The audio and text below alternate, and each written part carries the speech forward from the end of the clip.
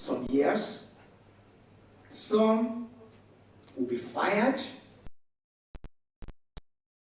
will die in service, and others will retire gracefully. Professor AKANNI, you have just retired. Just like the HOD said, you are not tired.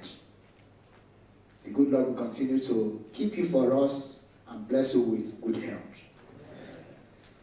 Having said this, who is the man called Professor Michael Shola AKANNI? That should be the question that each and every one of us should be asking. The first time I met him, I came for interview in 1993. He was on that panel, the selection panel. He was there. Prof may have forgotten. He was there. And I know that it is customary for the members of the panel to decide that Professor A will ask this question, Professor B will ask this type of question, subject area, technical area, and so on and so forth. I think Prof was told that he should ask me on a general area by way of current affairs. That was 1993. And he asked me, he said, young man, who is the governor of Plateau State? I didn't even know him to be a Catholic at that time. And I just looked at him and I said, Reverend Father Adazu, Moses Adazu. And he said, yes, he jotted in his chair. Maybe he didn't know I would get it right.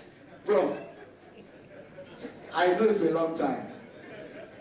Yes, that was the first time I noticed him. And I have always seen him as somebody who is strict, diligent, and hardworking. The second close contact I had with him was when Prof was the coordinator of pre-degree program, CDN. We started at Ipetumoju. And let me tell you this, it's a secret that Prof has kept for years. If you want to make something successful, give it to Professor AKANNI. Give him an assignment, you can go and sleep. Prof, you are an achiever. We want to appreciate you. Just like the HOD has mentioned, when it comes to doing things right, and at the right time too, because you can do things right at the wrong time. But Prof was always doing the right thing at the right time. And he actually helped or assisted pre-degree to stand on what you are saying today.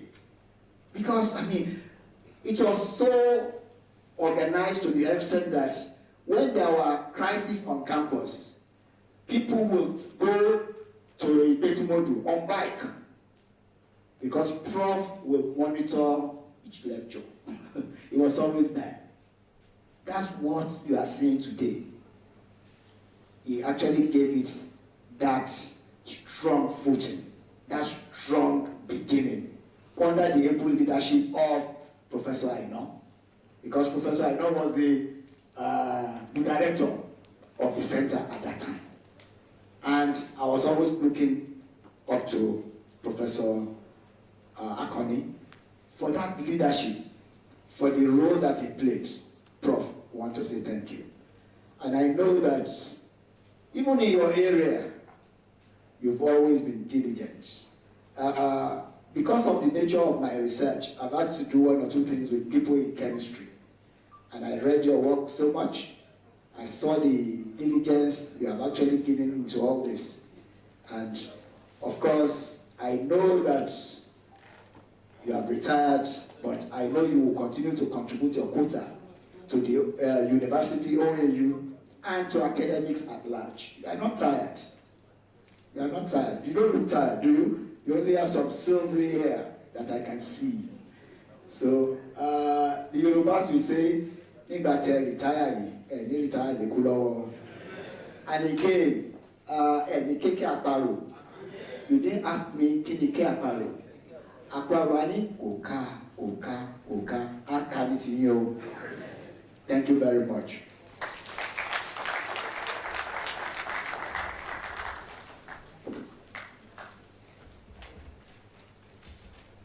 Thank you very much, sir. Now it's going to be the turn of the Vice Chancellor. But before he comes up, I need to say this. Some people will be in an office and they want to come back. People would agitate. And the common thing is that, did he forget anything in that office? It is only a class that you have repeated that you take again. Because of the nature and the hardworking nature and achieving nature of Professor AKANNI, he came back twice as head of department. He came back twice in pre-degree. And again, on record today, is the only head of department that purchased a vehicle with the internally generated revenue in the Department of Chemistry.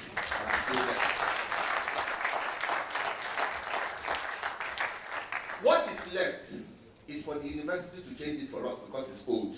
And that is why I'm saying this before the speech of the Vice Chancellor. So I'm waiting for a promise. Now the second thing is this. It is not as if the other head of departments didn't work hard. They've been working hard, even to some extent. They can compete with Professor AKANNI, but the situation has changed.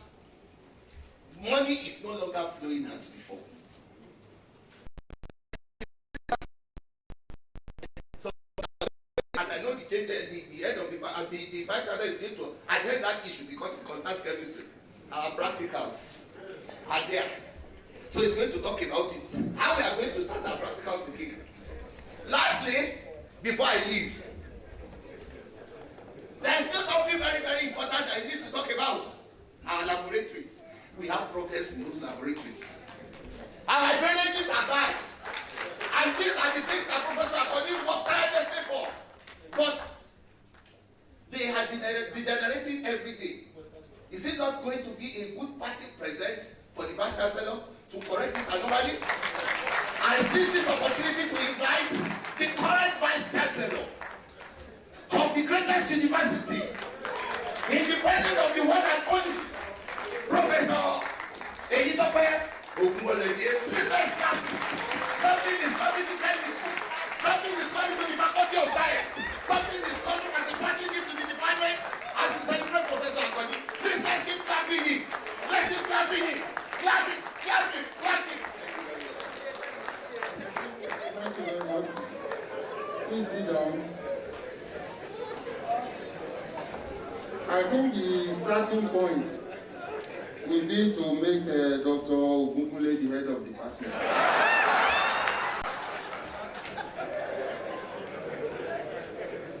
So that I can effect all those changes.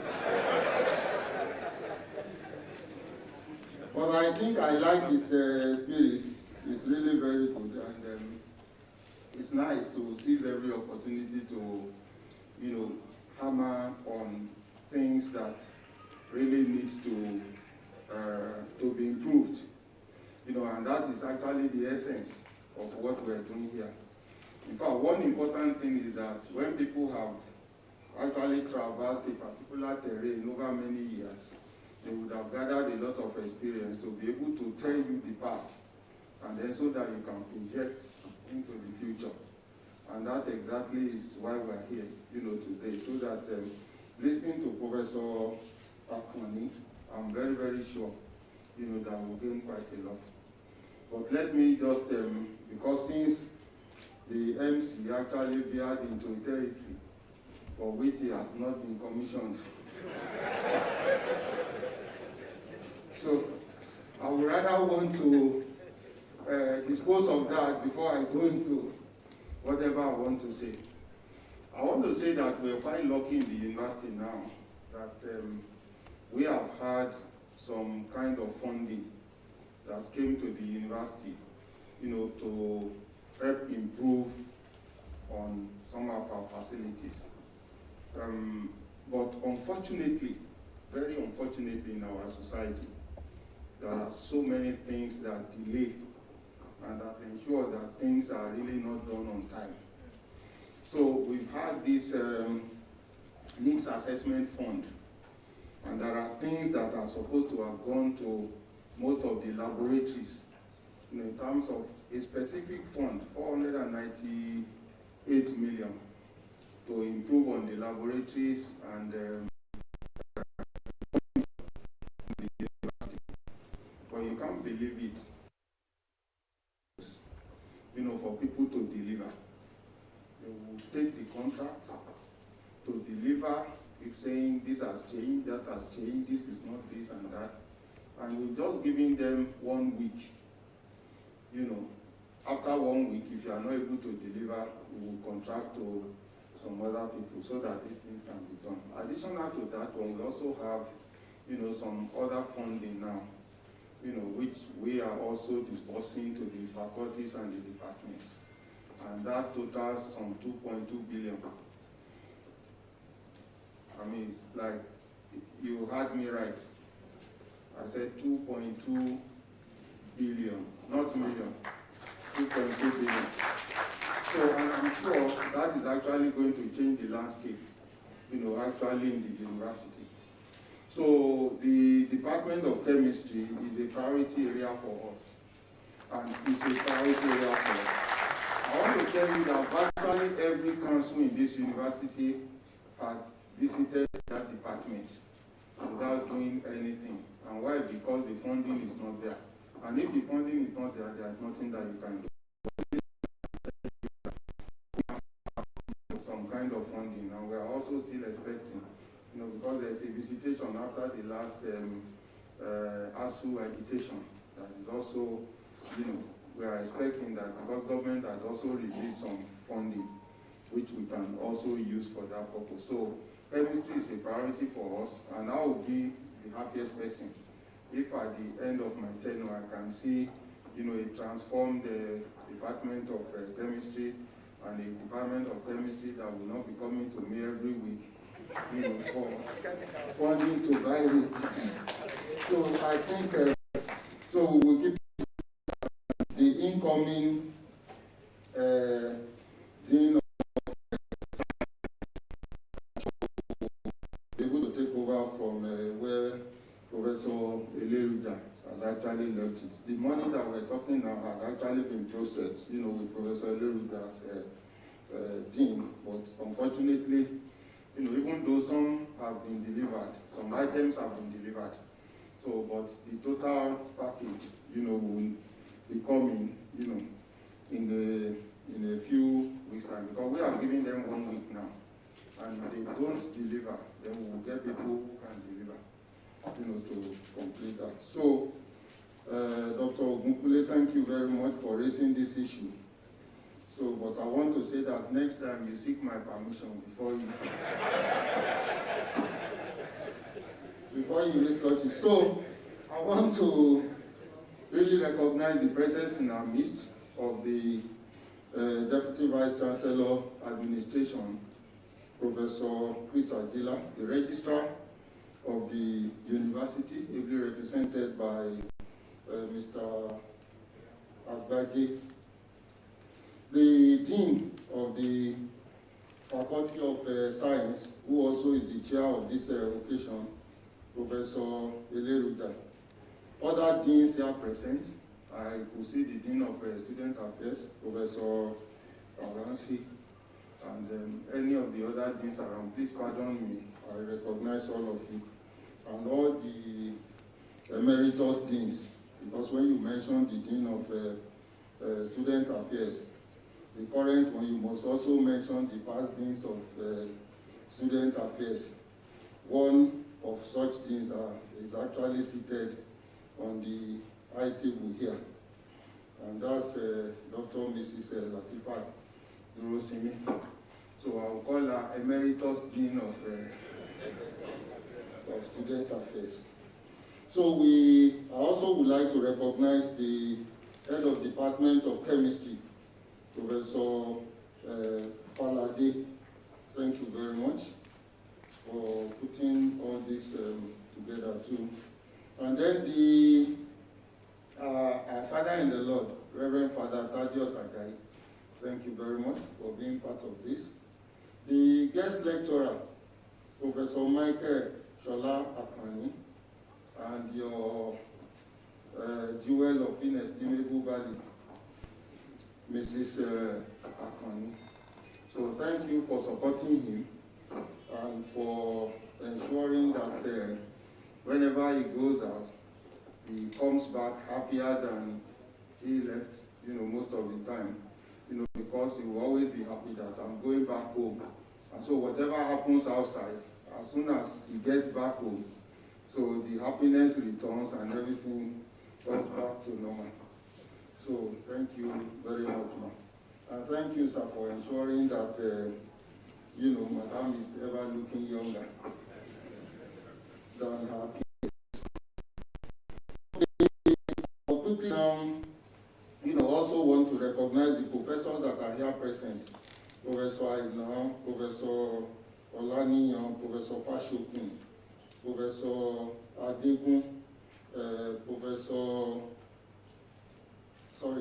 Mr. Ojo, who is the registrar of Bamidele Olumilua University. We also have, in our midst, a lot of staff of the Center for the Faculty of Science, and then the Center for recognize all of you. I'm sorry, please pardon me, I will not be able to actually mention all the names. But let me just say that I recognize all of you, and I will use Professor Wade as the point of contact. And then our students of OEU, you are all very much recognized. Students of Great Effect. Great Effect! So you are all recognized. And I thank you also, for ensuring that the return to active students unionism on campus, has been without any rancor. Please ensure that you keep it that way. So you'll be assisting everybody if you ensure that things are done peacefully. So we are committed to ensuring that we return the university to full student unionism and activism. So, and we are imploring you to please cooperate with us so that we can achieve that goal. Now to the gentlemen of the press, that are here. I don't know whether to group Dr. Ogunkule with them or to still retain him in the Faculty of Science. So, distinguished ladies and gentlemen, I'm not going to, I've said so much, and people are still going to say so much about the valedictorian of today. And that's Professor Michael Shola AKANNI. But I want to say this, that when you have people that are ready, leaving the system, and they are ready to avail you of their experience, we must always capitalize on that opportunity. We seize that opportunity to ensure that we get as much as possible from them. In fact, the last time we were at the Center for Distance Learning, the sent forth ceremony for Professor AKANNI. I told him after the event, I said, some of these things that you are saying, you must put it into writing. I want to update it. I said, please update whatever you have. Put it down in writing, update it, and let me have a copy. And that was exactly what he did, and I got that copy. Because I'm always interested in history, in documentation. Because when you have it, then you will know, how to proceed. And when people say things, you will know. I'm happy and I'm glad that here today we have Professor Aina, we have Professor Fashoku, we have Professor AKANNI. I'm sure between the three of them, it is possible to write a comprehensive history of our Center for Distance Learning. The little I know about that center, I've shared it before when Professor Aino was having his valedictory. Professor Aino had left. No, I don't think he's here now. He stepped out. So, okay, he actually stepped out. It would have been nice for me to say some of these things that I want to say, actually in his presence. But since he is not here now, I will still go ahead and say it. That Center for Distance Learning would not have been if not for the insistence of certain people and the commitment, of people like Professor Aino, the pioneer director, and then Professor AKANNI, that is seated here. And why am I saying this? When the proposal for that place was to be written, it was because that time the federal government said they would no longer allow satellite campuses. And so they were phasing out the satellite campuses. And so our MBA program was actually being threatened. And so in order to continue with the MBA program, something had to be done. And then UC advised that we could go the route of a center of distance learning. And so a committee was put together to write that proposal. So on that committee, we had Professor Akishola chaired that committee. Professor Shonaya was there. I was a member of that committee. And I think Professor Fashoku, you were a member of that committee. I remember that, on that committee, Professor Olibabo was a member of that committee. We would work till very late, sometimes meeting at the conference center, and then they would go and drop things, at that time.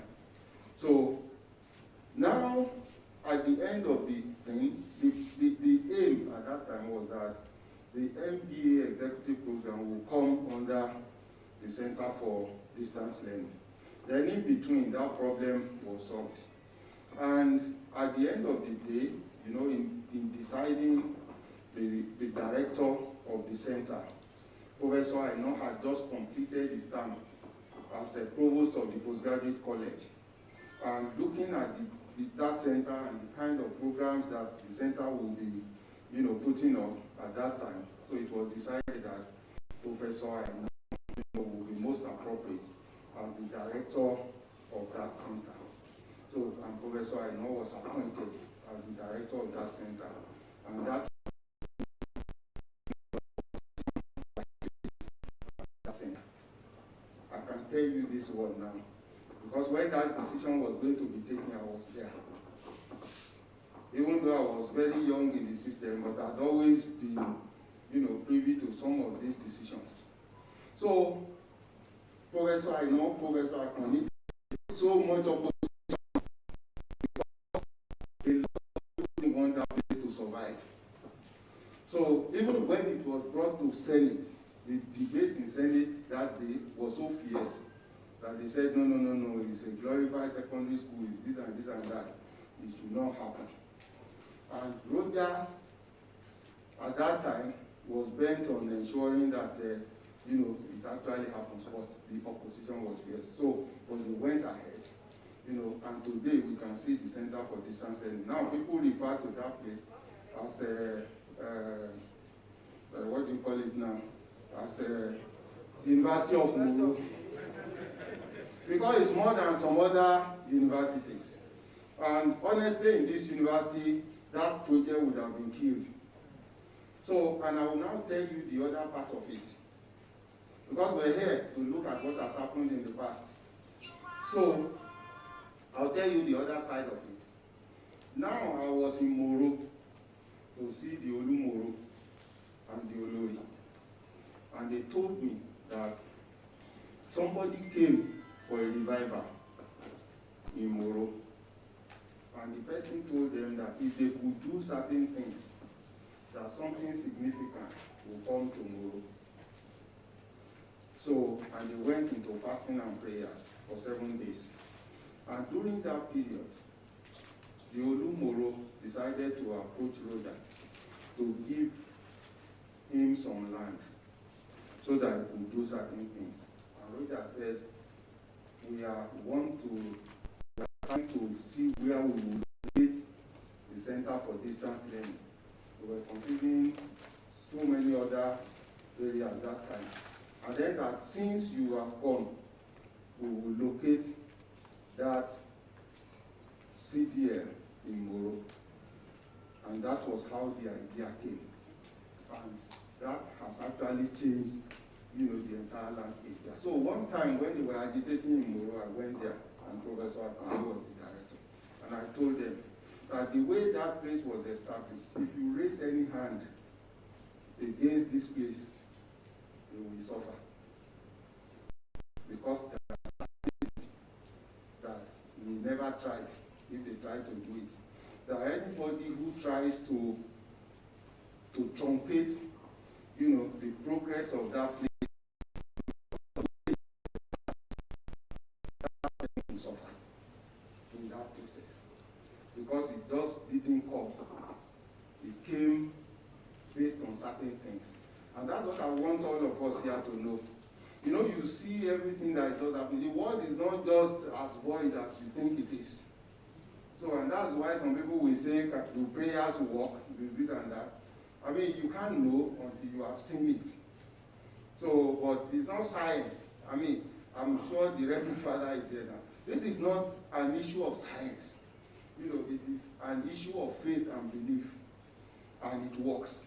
And it has worked in that place. So I'm not going to say much, but because if I continue to talk now, so I will not allow Professor AKANNI to actually give his lecture. But I think there are quite a number of things that happened in this place that will always tell us that there is somebody who is supreme, and that what will be, no matter what anybody wants to say. And that is why you will find the likes of Professor AKANNI, who will be pioneer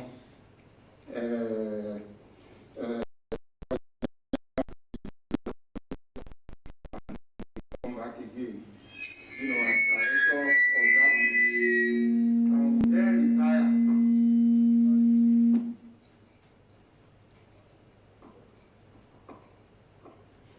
No, if not because of what I've said before, I would have.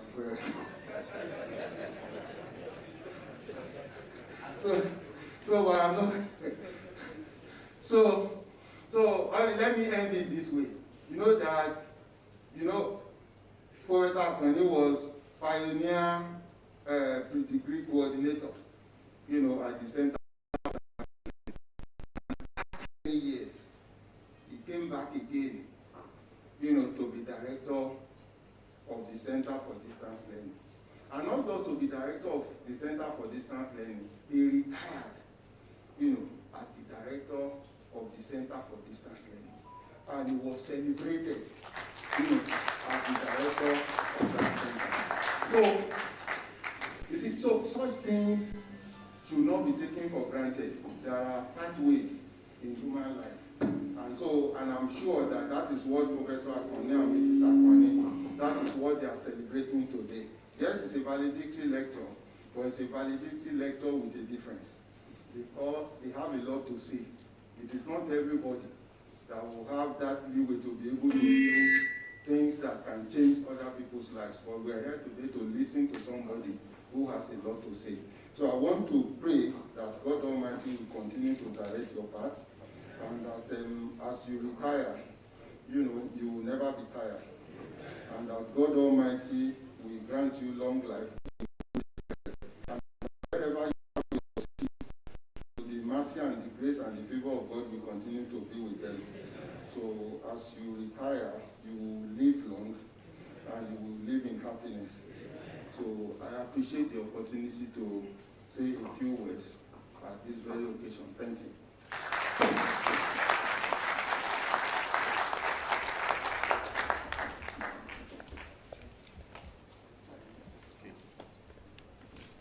Let's give another round of applause for the Vice Chancellor. Wherever I've seen the VC opened his mouth to talk, he has always impressed me as an encyclopedia of history. You know, he knows well the system. And actually, I've seen him reciting Yoruba poems, probably by Adebayo Valecdictory, on 2 occasions. And he was rendering it for 10-15 minutes, you know, in Yoruba. In fact, you know, that he's not just a professor of medical science, he's also Omoile, you know, that native. I used to tell people that you can only raise children, you know, with high native intelligence by speaking local language to them.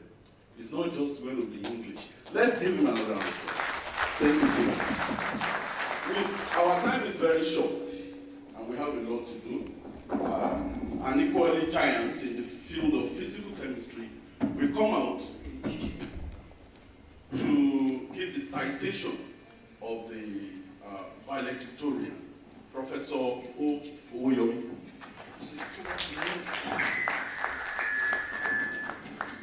I was actually surprised when I saw him in suit. So before the Vice Chancellor could possibly make a statement, I want to add to it that he should buy another microphone for this place. That one is malfunctioning. Professor Owoyomi, you can take your stand.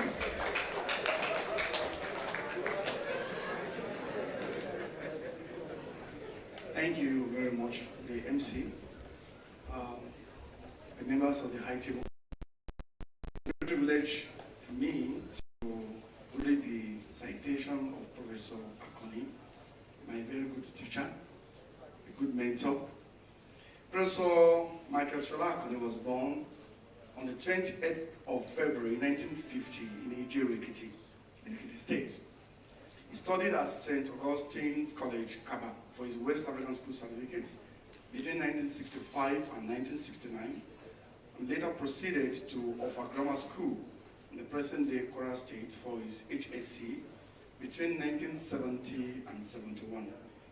Later proceeded in 1972 to University of Ife, now Obafemi Awolowo University, where he obtained B.Sc on chemistry, honor chemistry, class upper division in 1975. In 1980, he had his Ph.D. in physical chemistry. I would like to say the first Ph.D. in the Department of Chemistry. He started his journey into the academic Department of Chemistry at the University of Ife in 1976 and rose through the ranks to become a professor of chemistry in 1992. That was the year I was admitted. Professor AKANNI was a part-time lecturer at the University of Cross River State, Uyo, between 1988 and 91, University of Ilorin between 92 and 94, Lautech between 93 and 94, a visiting professor between 1998 and 2000. He was at Benin State University, Makurdi, as a visiting professor between 2007 and 2008, at Niger Delta University, Bayelsa, between 2008 and 2010, and at Federal University, Lokoja, between 2013 and 2014, and of course at Federal University, Utoki, between 2015 and 2017. An erudite scholar of international repute, Professor AKANNI had served as the supervisor for about 14 MSc students and 3 PhD students. He has to his credit about 37 journal articles, about 4 published books and monographs, and several other scientific and technical reports. He has attracted a number of research grants and was the principal investigator for several of these grants. Professor AKANNI is also a member of several professional bodies home and abroad. Among these are Chemical Society of Nigeria, Science Association of Nigeria, American Chemical Society, New York Academy of Science, Fellow of who is who in the world. Also, as a distinguished administrator, Professor AKANNI had held several leadership positions in and outside OAU Ile-Ife, such as review panelist, chemistry course outline, 1983, secretary of the Parliamentary Review Committee, 1985 and 86, Dean's representative in the Faculty of Social Sciences, 1987 and 1988, the Parliamentary Examination Officer between 1988 to 89 and of course 89 to 90. Member, Committee on Review of Chemistry Degree Program for Accreditation 1990-91 session. Member, Committee of Restructuring of Chemistry Degree Program in line with the National University Commission benchmarks 1992 session. Coordinator Chemical Laboratories of the University Research Committee 1990 to 1998. Acting Head, Department of Chemistry 91-92, 92-93 session. Chairman, Faculty of Science Research Committee 95-96 and 96-97 session. Dean's Representative, Faculty of Technology 93-94, 94-95 and 95-96 session. JAM, Admission Officer for the Faculty of Science 1993 to 1996. Member, University Finance and Development Committee 1999 to 2003. Member, Joint Council Senate Committee 2000 to 2009. Member, Improvement on Communication Skills 2002 to 2005. Member, University Security Estates Monitoring Committee 1994 to 2000. Head, Department of Chemistry, August 1st, 2000 to July 31st, 2004. Chairman, Committee on the Proposal for the Establishment of OAU Pre-Degree Program 2003. Chairman, Committee on the Proposal for the Establishment of Chairman, OAU Pre-Degree Management Committee 2003 to 2007.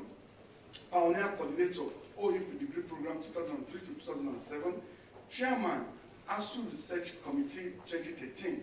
Director, Center for Distance Learning, OAU Ile-Ife 2017 to 2020. External Examiner, Academic College of Education Ondo 85 to 96. Review of the Department of Chemistry Degree Program, Ondo State University, Ado-Ekiti in 1987. External Examiner, Oyo State College of Education, Ilesha, Nigeria, between 89 and 95. Part-time lecturer, Ondo State University, Ado-Ekiti, between 1987 to 1995. Part-time lecturer, University of Ilorin, 1992 to 1994. External Examiner, University of Ilorin, between 1995 to 1997. Part-time lecturer, University of Uyo, Akwa Ibom State, 1987 to 91. Environmental Consultant, Pfizer PLC, Lagos, Nigeria, 1992 to 1997. Environmental Consultant, IPWA, Lagos, between 1994 to 1997. Chairman, Committee on Review of Undergraduate and Postgraduate Chemistry Degree Program, University of Zambia, 1998. External Examiner, MSc Thesis, University of Calabar, 2010. External Examiner, Ph.D. Thesis, Permanent University of 2015. Assessor for Leadership and Professorial Position between 1996 to 2019. A well-traveled Professor AKANNI had visited a number of countries, during which he attended and or presented scientific papers in about 7 conferences. He had also been an external examiner to both graduating and postgraduate students in various universities within and outside Nigeria. As a resoundingly cerebral teacher and administrator, the Department of Chemistry of Afemelo University Ile-Ife will certainly feel the absence of Professor AKANNI, especially in courses he willingly taught over the years and at meetings where he would usually give balanced and unbiased insight into knotty issues. Professor AKANNI is happily married to Mrs. B.U. AKANNI and are both blessed with wonderful children. I hereby present to this audience Professor M.S. AKANNI, who will be delivering the information.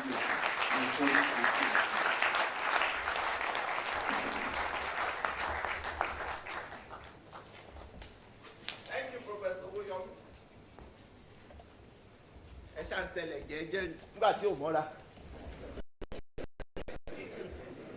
It's not a lie now. He's stepping down now and it's like this. Like Shoka. Gbọ́dọ̀ ṣàánú wa. Kó mọ́ ṣàṣàkóṣà sí. Ṣé dandan ni ẹ̀ fi wọ ṣúùtù ni? Àwọn ọ̀pọ̀ ẹ̀wọ̀n ti táyì ìtẹ́ ìpele nìkan. Ọ̀rẹ́ mi o, Bobby, Question and answer time. Oh, yeah, no, there's no question. We just want to invite Baba. We're inviting him. He has also promised to be very brief. Thank you very much. Okay. Please answer the following questions. Who bought the only vehicle in chemistry department? That's Professor SOLA. Okay. Who attended almost all seminars and departmental meetings? Prof. SOLA. Okay.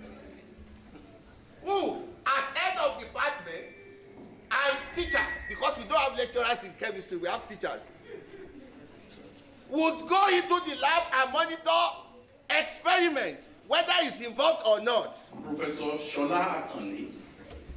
This one is very odd.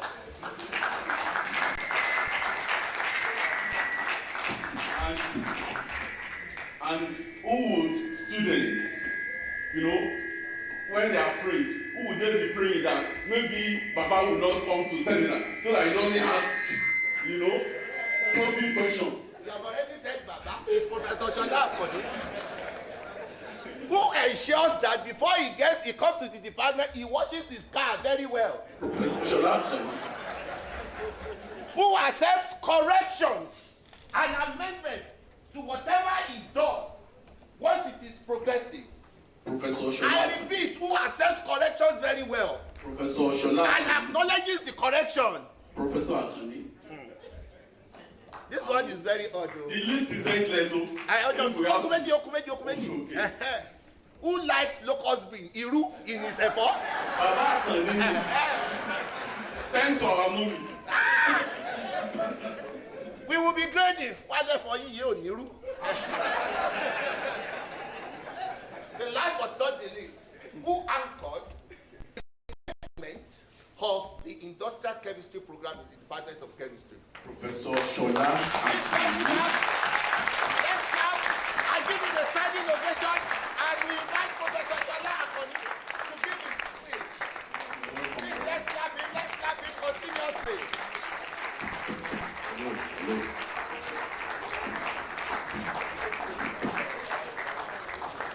Thank you very much.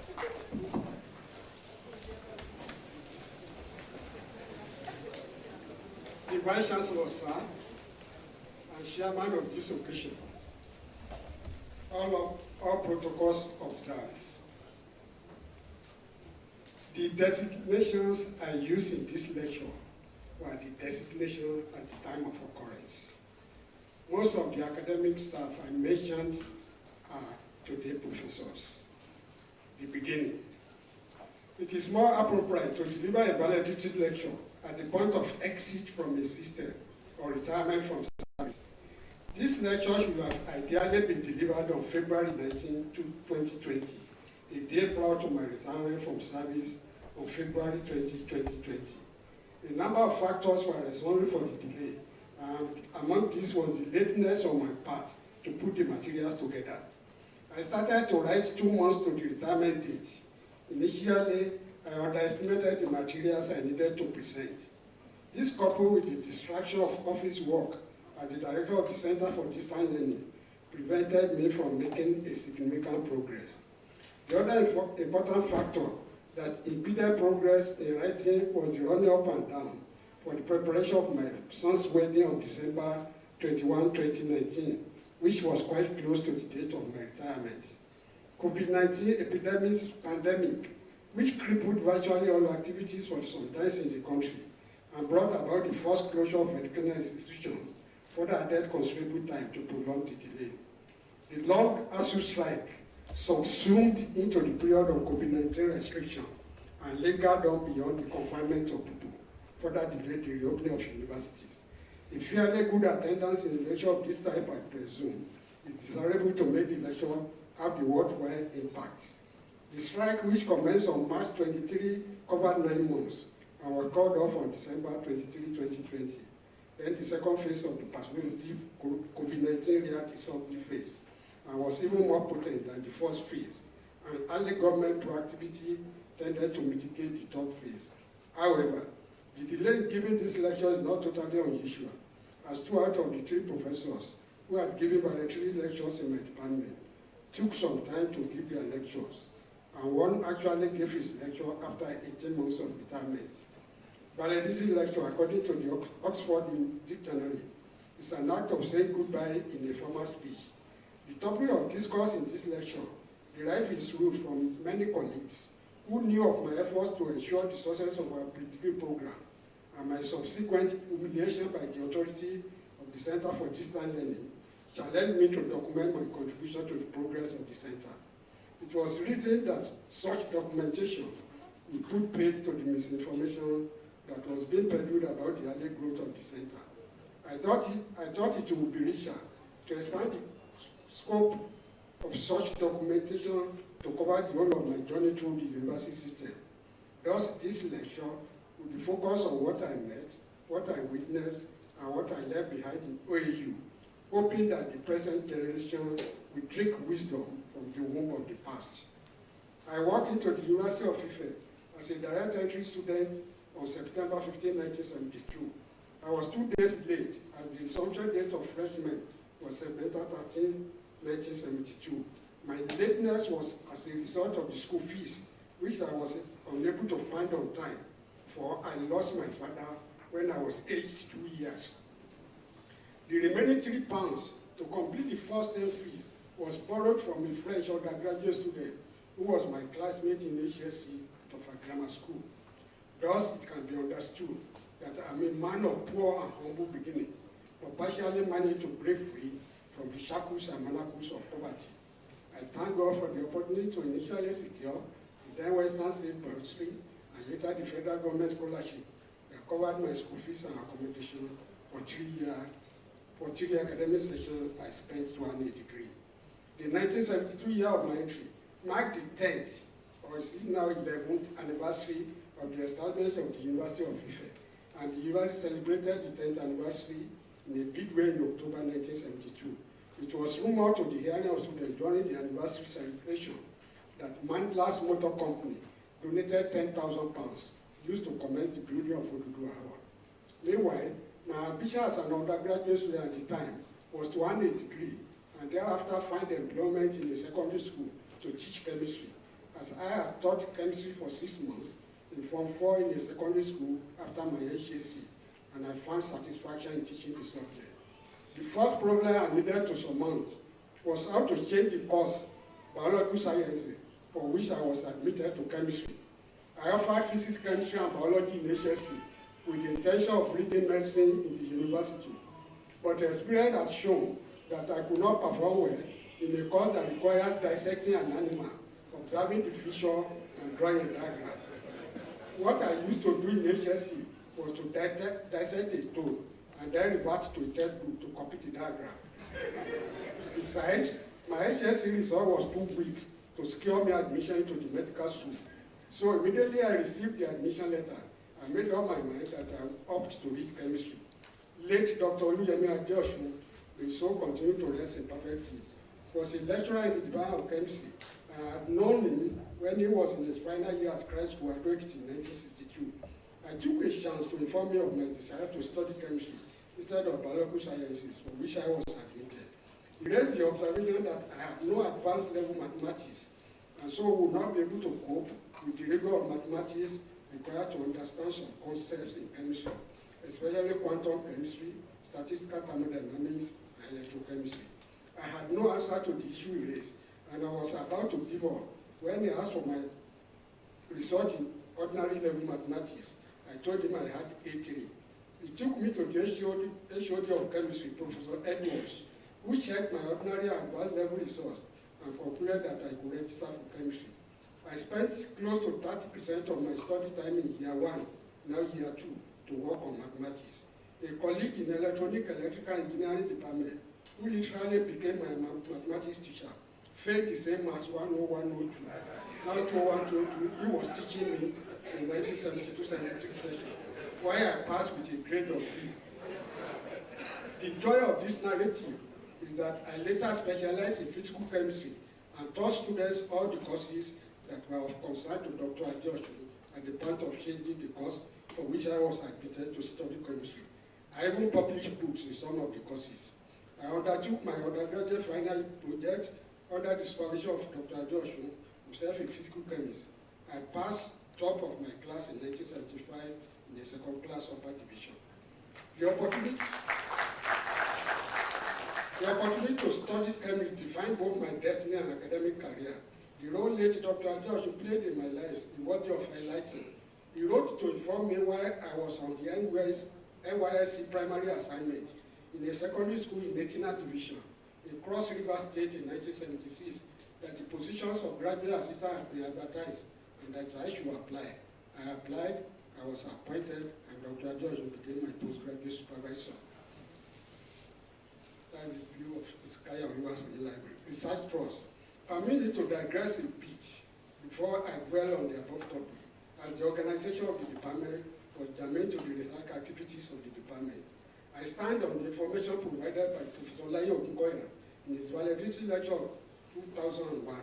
He spoke elaborately on the structure of the department, especially the designation of 3 research laboratories into physical, organic, and inorganic chemistry. All he said about the structures in the department remain essentially the same today, although some now exist in effigy. He mentioned the names of the department staff members of the department to be Dr. Joshua, Dr. Akintobi, Professor Adikete, Mr. Nedo, Dr. Nwosu, Professor Lubide, Mr. Oshinaike, and Mr. Willets.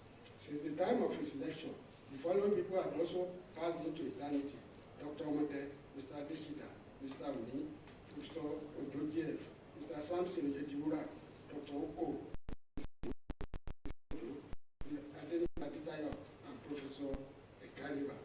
In fact, Professor Gariba's 1-year anniversary of his death is being marked today. May the souls of the department continue to rest in perfect peace. For the purpose of history of the department, the following information provided by Professor Ogunkoya in his lecture should stimulate interest for memory refreshing. 1. Professor Sani and Dr. Macaulay were pioneer staff of the Department of Chemistry. The pioneering staff of the Department of Chemical Engineering, but were initially recruited into the Department of Chemistry, while Professor Mrs. Onodobi, also recruited into the department, became a pioneer staff of the Department of Biochemistry. 2. The staff mixture in the Department of Chemistry between 1972 and 1979 was a mingling of academic staff, was a mingling of academics from USA, England, Scotland, Wales, Russia, Hungary, India, Iraq, West Indies, and Ceylon. I schooled under the rich academic culture of intense cross-fertilization of ideas provided by these scholars between 1972 and 1975 as undergraduate student, and I came back to enjoy the same privilege as a postgraduate student between 1976 and 1979. The last of the expatriates, Professor H.D. Burroughs from England, left our shore at the end of 1982-83 session. I shall return to this last man shortly. I started my academic career as a graduate assistant on July 27, 1976. 2 weeks after I started bench work on the transport properties of mecha carboxylates, even before I started the coursework and before I officially registered for the MPhil program. The Department of Chemistry, as a matter of policy, informed the Ph.D. student that from 1976-77 session, Ph.D. students will no longer be allowed to travel abroad for the postgraduate studies, and that the department had adequate facilities and personnel to train our Ph.D. students. This policy statement did not gain sustenance for long, but I accepted the challenge and continued to work hard on my project. I made rapid progress because I worked under a committed and hardworking Dr. Joshua. Physical Chemistry Research Laboratory was one of the 3 laboratories earlier mentioned. Domiciled in the laboratory were 2 large ovens, 2 vacuum ovens, ultraviolet and infrared spectrophotometers, telescope, pellet making machine, rotatory evaporators, hot mantle for filtration, stock of chemicals and reagents, differential thermal analyzer, GTA, thermographimetry 750 thermobalance, TG, conductivity meter, improvised galameter and oven for measuring molar volume and viscosity changes with the variation in temperature. Mr. E.O. Oshinaike, the chief technologist in the department, went for 3 months training in Switzerland in 1975, purposely to acquire knowledge in the minor repair and operation of the GTA and TG. I could use a Winchester bottle of ethanol a day. The market price of such bottle today is about 10,000 naira. Indeed, the state of our physical laboratory at the time match the state of some standard laboratories abroad. We literally polish our benches. Besides, the metacarboxylate research project group secured the university grant that was sufficiently fat to engage the laboratory attendant and from which expensive specialized reagents were purchased. My first article was published in Thermochemical Acta Journal in 1978 at AKANNI. This feat spurred me and my supervisor to pursue vigorously the conversion of my candidature from MPhil to Ph.D. And at about April 1978, interview was held and I was successful. The unimaginable incident then occurred. Dr. Adeosho suddenly dropped dead in December 1978 when I had just completed 70% of my bench work. To me, his death was both dramatic and tragic. The metacarboxylate research team had designed a linear regression program for evaluating intercept and slopes. The program started to give him consistent return. On Friday, December 4, 1978, I and Dr. Adeosho decided that we were going to meet the director of Computer Center, Dr. Adeyemi, on Saturday, December 5, 1978 at 9:00 hours for assistance in resolving the challenge. I got to the divan at 8:45 hours, expecting Dr. Adeosho to arrive. He did not show up, and by 9:45 hours, I gave up with the impression of him that he was always conscious of time and that it could be that he traveled out of town on short notice. I was single, and to kill the boredom of the day, I left for Ondo town to visit a friend. Information later revealed that he had died at the time I was waiting for him in the department. I returned from Ondo the same day at about 15:30 hours, and as I approached Lagere, I saw Mr. Sam Akoshile, the university photographer, who was driving in the opposite direction. He waved me down profusely and I stopped. He informed me that tragedy had struck and Dr. Adeosho had dropped dead at about 9:30 hours. I was sure that he did not know the severity in the street. I almost froze to death, but I managed to drive home. I rushed to his house, where I got the details of how he passed out. He woke up in the morning and asked a lady in his house to switch on the water heater for warm water bath. He went back to lie on his bed. He did not show up to take his bath when the water was done. The lady asked his first little daughter, Yetunde, to go and inform her father that the warm water for bath was ready. Yetunde returned to inform the lady that her father did not answer her. The lady went to his room and found that Dr. Adeosho would not talk, but his body was still warm. The lady raised an alarm. I was rushed to the health center, but died before he got there. I was in limbo for some time after his death because I could not figure out the way forward. Many people advised me to travel abroad to complete my Ph.D. program. The solution of finding a laboratory abroad where I could continue with the same research project and a competent supervisor in the same field remained elusive. Eventually, Dr. Layo Bunkoya, who was then the acting head of chemistry department, asked Dr. Burroughs, senior lecturer, Dr. Rubide, lecturer 1, and Dr. Amire, lecturer 2, to take up the supervision of my Ph.D. project. I immediately perceived the danger of running a triangular loop around three supervisors, each in different areas of research course. I approached the Amire very of the tree, opened up my mind that I would not be able to go with three supervisors, as I foresaw a scenario of each supervisor dishing out conflicting instructions. He agreed with me and asked me to choose one among them. I chose Dr. Burroughs. The choice of Dr. Burroughs came out to be beneficial to me, as I later secured a summer research grant to work alone at the University of Coimbra, Portugal, in 1986.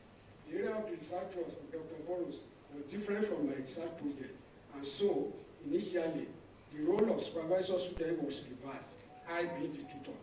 Professor Bunkoya captured this in his Valecdictory lecture of 2001, where he said, and I quote, "It is to the internal credit of AKANNI that he very successfully completed the Ph.D. within 4 years, despite of this setback, with the guidance of Professor Burroughs." End of quote. Professor Burroughs was a versatile researcher and a prolific writer. He learned fast, and before I completed my bench work, he had gained complete knowledge of my research project. I was able to provide adequate guidance in the interpretation of my data. I played a similar role of Dr. Burroughs for Dr. Said Adekunle when we lost Dr. Mode, the supervisor of his M.Sc project in the area of analytical chemistry in October 2002. We published 2 more articles in Thermochemical Acta, Adeosho AKANNI and Polo, before I defended my Ph.D. thesis in April 1980. I was the first Ph.D. candidate at the University of Ife, biochemistry produced. This is the only front where I took the first position. In others, I usually find myself in the fourth or fifth position in the department. For instance, I was the fifth indigenous head of the department in 1991 after Professor Nkoya, Oke, Oto, and Ike, in that order. Fourth to deliver an inaugural lecture in 2000 after Professor Oke, Oto, and Nkoya, and fourth to deliver this valedictory lecture after Professor Oke, Nkoya, and Shubu. I should also mention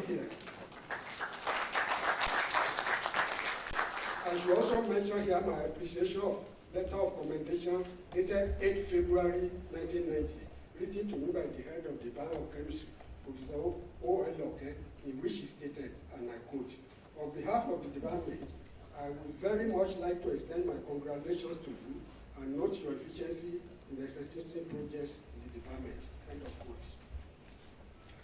My main research focus, as I informed, for the study of the thermodynamic. Those are pictures taken during 1980 convocation. My main research focus as I was the study of the thermodynamic and transfer properties of metal carboxylates. Metal carboxylates are source of long-chain organic acid. They are generally called soaps. The washing soaps are prepared by the saponification process, for which natural fats oil are heated with alkali solution. The triglycerides in the oil react with the base to form the soap. The typical chemical reaction is as shown there. For the soap to foam, air must be an alkali metal, usually sodium and potassium metals. AKANNI and Ogugwaja, 1985, confirmed the high composition of the alkali metals from the study of the major, minor, and trace elements in Nigerian traditional soap, using the method of instrumental neutron activation analysis. And glycerol, the byproduct of soap preparation, is extensively used in the manufacture of cosmetics, foodstuffs, plastics, and anti-freezing agents. The soap of my main interest are the heavy metal non-washing soap, which are prepared by metathesis in alcohol solution and purified by recrystallization in organic solvent. They are insoluble in water. Their features are dominated by the internal arrangement that provides compensation for dual hydrophobic and hydrophilic properties, and hence the soaps are referred to as amplifiers.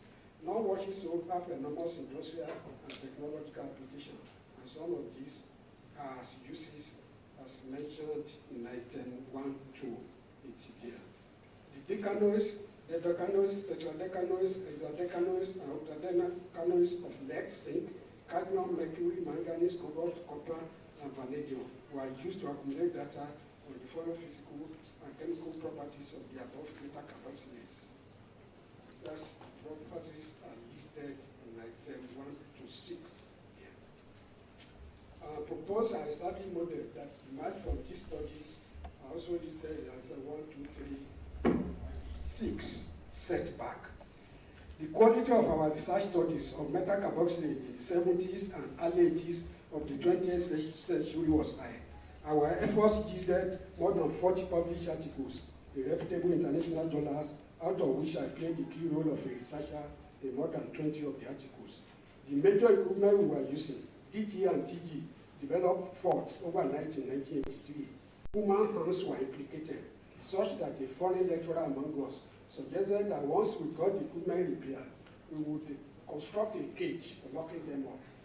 The misfortune that befell our research group over the 40 equipment was reminiscent of a colony of crab, in which any crab that attempted to escape was put back.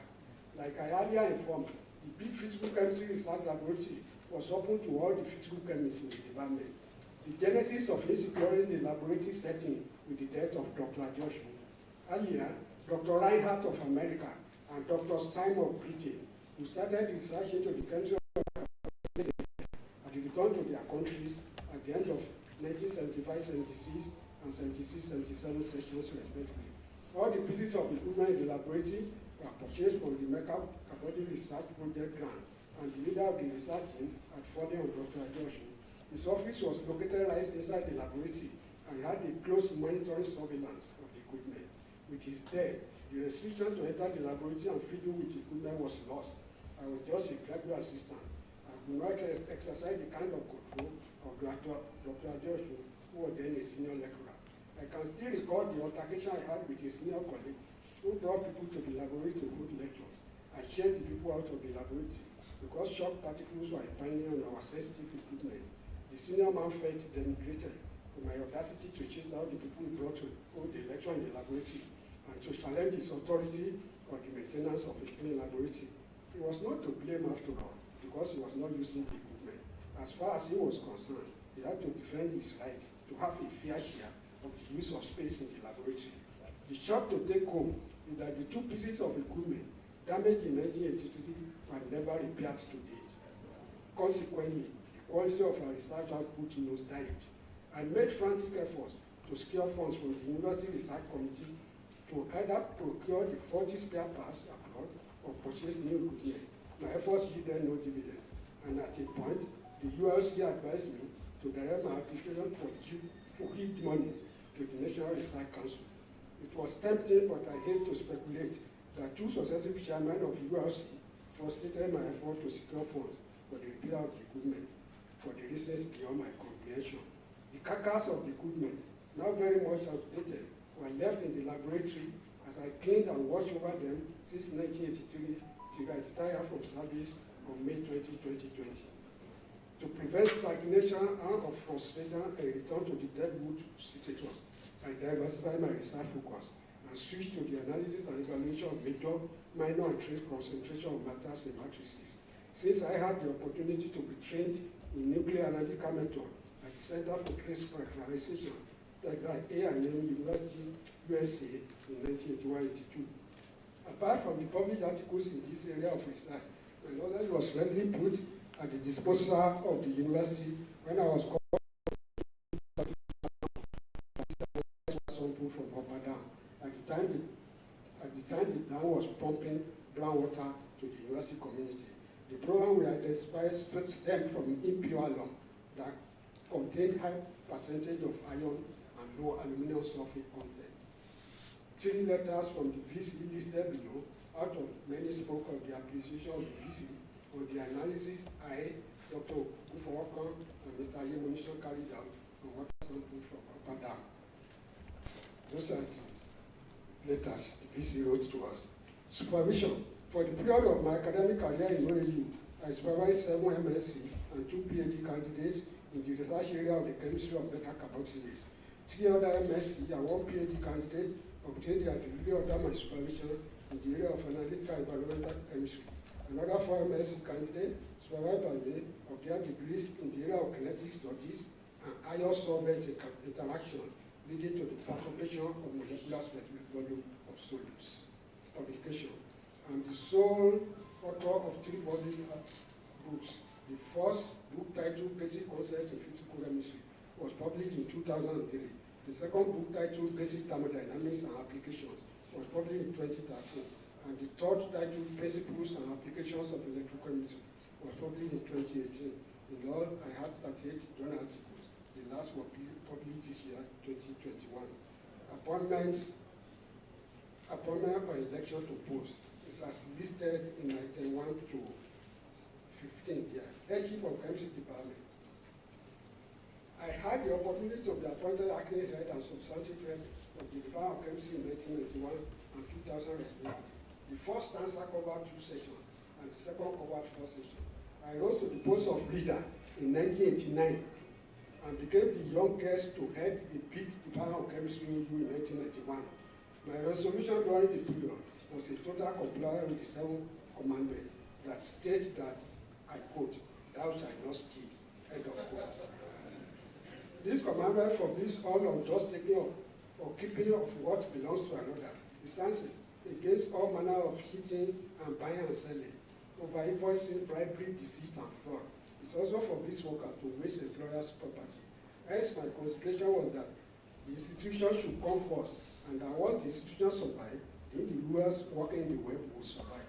This explained as soon as I became the acting HOD in 1991, I applied to the Fund Federal Environmental Protection Agency, FEPA, for license as FEPA consultant to source for funds for the department. With the assistance of Professor Dr. Afolabi, who was in FEPA at the time, our department was issued a license for the environmental monitoring and auditing of industrial workplaces. 3 of us, I, Professor Shegun Olubuide, and Mr. Mike Adeshida, the chief technologist, formed a group. I And we went around and submitted proposal to industries in Lagos, Ibadan, Ilesha, and Osogbo. I was the coordinator of the team. After much effort, we gained contract to audit the work environment of Pfizer in Oregon and IPWA in Ikeja, Lagos. So at this point, we enlisted the assistant of Professor Bode Ashubiodo, who had gained a vast experience in proposal and report writing as a key member of the team involved in the EEC project. We evolved a sharing formula that enabled the department to take a certain percentage of the gain. Indeed, all received checks were made payable to the departmental account. Our consultant group made a substantial pecuniary return to the department from outside consultancy agencies. It was against all expectation that I became a substantive HOD in 2000. I returned from the University of Zambia in November 1999, where I spent 2 years as a visiting professor. Upon my return, I immediately started the reorganization of my research group and the writing of my inaugural lecture, which I gave on Tuesday, July 25, 2000. I never met the then active vice chancellor of Professor Roger Makonga one-on-one until he presided over my inaugural lecture. I had not met him thereafter, and I just received a letter on August 3, on August 2000, appointing me as the HOD chemistry for 3 years. The appointment was renewed in August 2003 for another 3 years. I only spent 1 year out of this second 3 years tenure because it became too strenuous for me to combine the duties of HOD of a big department and service department with the coordination of the pre-degree program located at about 20 kilometers from the main Ife campus. I, on my own volition, went to the VC and requested him to relieve me of my post as the HOD of chemistry department about the middle of July 2004. The VC wanted me to trudge on, but I pressed for a relief, and he obliged. The VC in a letter to me, dated 2nd August 2004, wrote as follows, and I quote, "I had to persuade you to serve for 1 more year after your original 3-year tenure had been completed. It is with great reluctance that I am keeping to my promise that we should be relieved of the post after 1 year." End of quote. At the end of his tenure, the VC wrote another letter to me, dated 3rd May 2006, and expressed as follows, and I quote, "As coordinator of the pre-degree program, you perform with great commitment and integrity. The program owes everything to your dedication. As head of the Department of Chemistry, I come trust you and rely on you. You are a highly principled person. You have shown great commitment to the university and made a major contribution to the success that has been achieved. For this, I thank you and commend you." End of quote. During my tenure as HOD in 2000-2004, I accomplished the following. It's listed at 1 to 6 here. After I left as HOD on July 31, 2004, and for the first time in the history of the department, the staff in a departmental meeting rose up to clap for me in appreciation of my contribution, even when I was not present in the meeting. The same display of gratitude for my contribution was repeated in the following meeting when I was present. My case was a solid irony of fate, because the staff that contributed significantly to my failure when I contested for the office of the Dean of Science in 2001 were the same staff that showered praises on me for my achievement as HOD in 2004. The time lag may have implications, but truly there is no relationship without disappointment, as expectation and reality sometimes work in diametrical opposition. As contained in my handover note in 2004, I left at the time a huge sum of 705,002 naira 33 kobo in the departmental account, as against 2,855 naira 71 kobo I left in the account when I assumed office. I must not fail to bring the following facts of figure to the attention of the head of staff of the Department of Chemistry, because some days of the Faculty of Science in recent times had exercised power to alter the inherited sharing formula left from the wisdom of our forefather of the funds allocated to the faculty by the university. I shall cite an example. You see, Appendix 1 here shows that 400,000 was released to for foundation year courses, and chemistry alone took 250,000 out of that money. Appendix 2 show another 500,000 released for foundation year classes. And you see all the department go. The chemistry department got 45% of it, while other departments get 15%, and others are getting something like 8,000 or so. So if you look at Appendix 3, 4, 5, 6A and 6B, speak of the special allocation to purchase reagents for the department. I had no information about the current funding of program, but the points I'm trying to highlight are: 1, the department must ensure that the share of chemistry department from the faculty allocation does not diminish. 2, the Department of Chemistry thrives on consumables, and apart from its degree program, it is a service department. If needed materials are not adequately provided, the quality of its program will suffer deterioration, especially the practical components. And 3, for trajectory dynamic proactivity, the head of chemistry department must always struggle to source for funds, either within or outside, so that the hard work, consistency, and resourcefulness of our forefathers that brought the department to the front runner in the area of high-quality research and teaching will not revert it to the backseat of obscurity in the degree program. There is the fear that I may be contradicted on the issue of the degree program, and that I may tread on sensitive toes, but the truth is sacrosanct, and we must not allow fear to. It is often said that one must not worry about who will be offended if one speaks the truth, but one must worry about who will be misled, deceived, and destroyed if and when falsehood is allowed to thrive. Anyway, I stand on the axiom which says, he that comes to equity must come from clean hands, and he who lives by the name of God must depart from iniquity. The Center for Distant Learning was established in May 2002. The pioneer director was Professor P. Waina, and his deputy was Dr. E.R. Adagmodo. The secretary of the center was Mr. S.O. Adeyefa. There was a typist, a messenger, and 2 drivers. This was the workforce I met on ground when I joined to work at the center in 2003. The faith that brought me to the center is still shrouded in mystery to date, as I return to the ministry shortly. Meanwhile, out of concern for the financial situation of the university, I sent a memorandum to the B.Sc, Professor Roja on July 18, 2002, in which I suggested 3 ways by which the university could source funds to augment inadequate subvention from government. The import of my memorandum are: 1, the university should charge higher fees for some academic programs, especially science-based courses. 2, the university should put pressure through the media to expose government that funding of federal tertiary institutions, including OU, was grossly inadequate. 3, the university should establish a pre-degree program to serve 2 purposes: A, source for good quality feeders to year 1 degree program in the light of blatant mass cheating in the UME at the time, and B, source funds to run the degree academic program. The VC replied in a memorandum dated July 24, 2002, that he did not get my earlier email on the same subject, that he would give a serious thought to my suggestion, as Appendix 7. The VC followed up his memorandum of July 24 by another letter dated November 28, 2002, in which he agreed in principle to my suggestion and thanked me for my constructive advice, but cautioned that we must go step by step. Appendix 8. Upon receiving the VC letter of November 28, 2002, I sent another letter to him on December 9, 2002, and attached a proposal titled Proposal for Babema Awolowo Degree Program, Appendix 9. The VC sent my proposal to the Deputy Vice Chancellor Akishola in a letter dated December 16, 2002, and copied me, Appendix 10.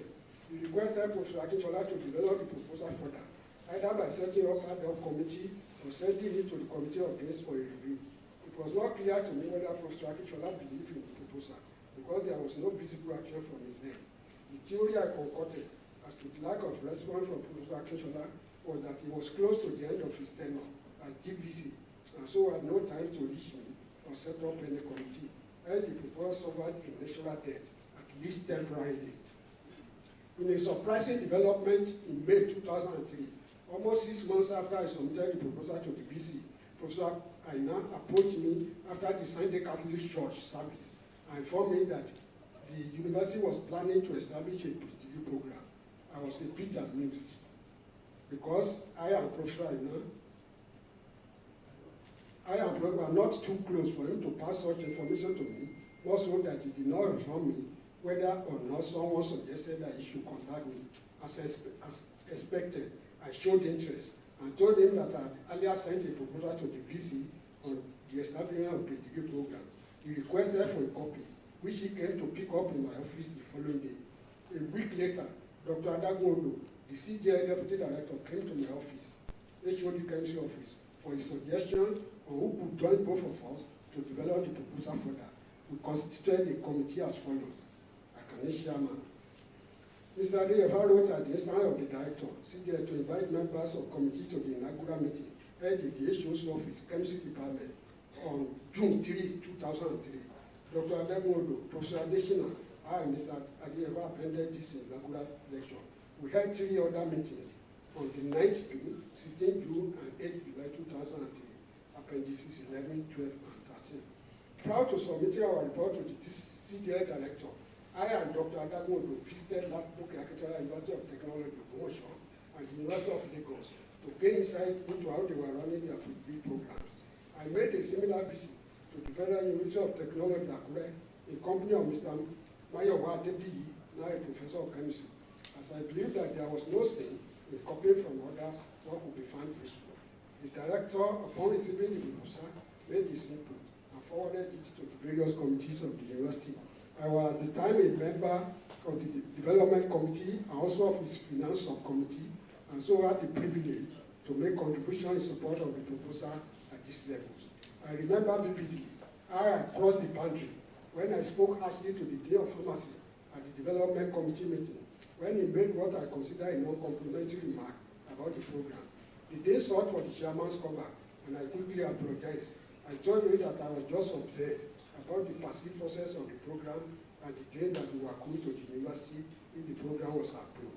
The program had a smooth sail through the business committee of Senate and went swiftly to Senate. On August 13, 2003, Senate approved the establishment of OAU pre-degree program by a sheer majority vote. Professor Yinka Afolanyan called for a division on the move to approve the program in Senate, and by Senate rule, the issue had to be put to vote. The opposition for the program came from the bloc of ASU members and some few individuals. It was by divine intervention that the Senate members who opposed the program spoke first one after the other, and the pendulum of decision was almost ready to the side of opposition before a shift after Dr. Clement Adeboye, late Dr. Kolafu Olufemi, and I made contributions.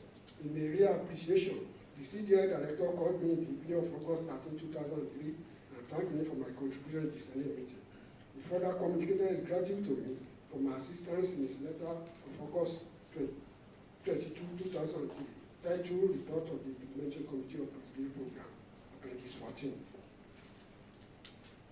That's the classroom where we used to hold lecture in Petumodu.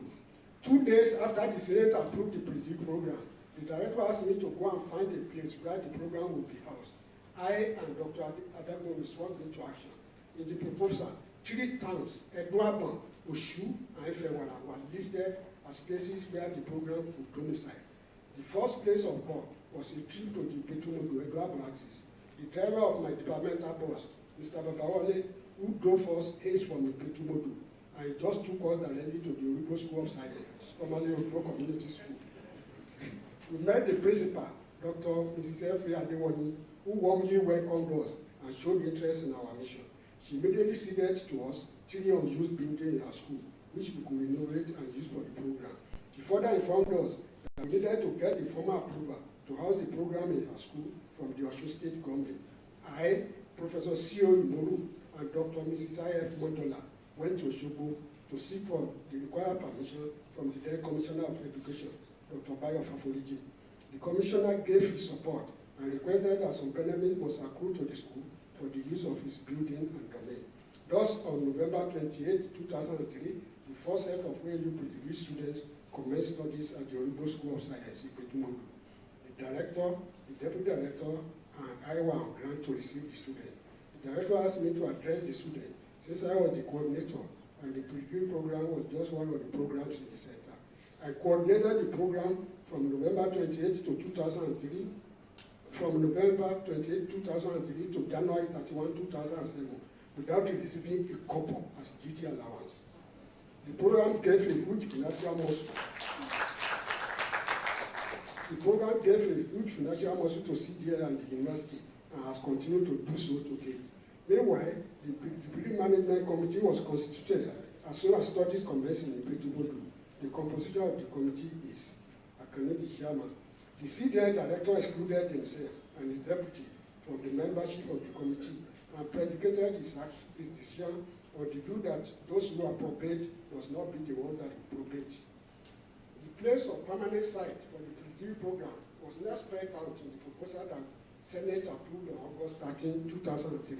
The program was already ongoing at Ipetumodu when the idea came up that the OAU's land extend to Moro, and judging from the relative ease with which the program took off and the successful program being recorded in Ipetumodu, the nearby Moro town was considered to be a suitable place to permanently house the program. The director did not waste time in setting up a committee titled Committee on the Development of the Study Center at Ipetumodu. By his letter dated September 13, 2004, with some terms of reference, Appendix 15, membership of the committee consists Professor F. Adechina of the Department of Geography as convener, and I was a member. The committee within 1 week it was set up went to Moro and located the present time of CDL. 5 members of the committee, Professor Adechina, Engineer Ayodeji, Professor Olibado, Mr. Adeyefa, and I were made this journey in the PhD bus, and hence we were the first set of people to lead the present site on the mission of establishing the CDL permanent site here. More visits were initiated thereafter, and office work continued on the development of the site. His Royal Majesty, the Olumoro of Moro, Oba Oyeniyi followed the development and showed keen interest in housing the program in his domain. He was routinely coming to see the VC and visiting the CDL office to find out how soon the program would move tomorrow. To his credit, the Oba exerted pressure that hastened the relocation of the PhD study center from Ipetumodu to Moro. One source of information implicated spirituality in Moro that engendered the sighting of CDL in the town. The magnitude of contributions such spirituality made, vis-a-vis the above documentation of events leading to the choice of Moro as the permanent site of CDL, is difficult for me to quantify. Meanwhile, when it was becoming clear that the PhD program would move from Ipetumodu to the permanent site in Moro, I submitted a memorandum to the new director and requested him of the need to embark on the construction of the Degree Management Committee hostel, similar to the one we had in the Oribo School of Science, Ipetumodu. The memorandum was dated January 8, 2007. The letter informed him that PDMC already had many beds in the Ipetumodu hostel, which would best be disposed cheaply if decisive step was not taken to build hostel or accommodation of female students at the permanent site. The PDMC had sufficient funds in its account to start such project at the time. Many advantages of having PDMC hostel were highlighted in the memorandum. The reply in the letter dated January 11, 2007, Appendix 17, was brusque, but nonetheless considered the suggestion as excellent that could be explored within the center and the university. There was no visible progress on the hostel issue. The beds were disposed, but whether at a gain or loss, I did not know, because I had left CDL. The only CSAT was the risk I and Dr. Adadogo took by traveling to Lagos twice to find the location where the type of bed we copied and made was advertised. A commendable effort was made by another director of CDL for building of hostel for females in the center. The hostel was built by a private developer with whom a PhD, build, operate, and transfer of 30 years was signed. The OU legal unit, an external lawyer, consulted him to peruse the PhD document when we were having challenges with the proprietor of the hostel over the accommodation fees to charge, the compulsory collection of the fees for the hostel provided by CDL, and the payment of electricity and water bills consumed with the hostel. We found the verdict of tied hands in renegotiating the unfavorable clauses in the document. Whatever the shortcoming, the building of the hostel went a long security challenges for our female students. On my tenure front as the coordinator of the PhD program, a letter dated 26 January 2007, but received on 30th January 2007, requested me to hand over all the properties of CDL in my possession to the administrative secretary within 24 hours. The CDL had abolished the body called the P.D. Management Committee. In its place, a body called the P.D. Coordination Committee was to be constituted. It was difficult for me to decipher the difference between the nomenclatures, apart from the difference in the middle words of these bodies. I left quietly, but I was bitter. I ever took consolation on the fact that time always tells which side of the book of history one belongs, and time has a way of demystifying things to allow history to take its full course. I think it was for the purpose of history that fate brought me back to CDL as director in 2017. I thank the Vice Chancellor, Professor Valecdictory, profusely for making history to run its full circle.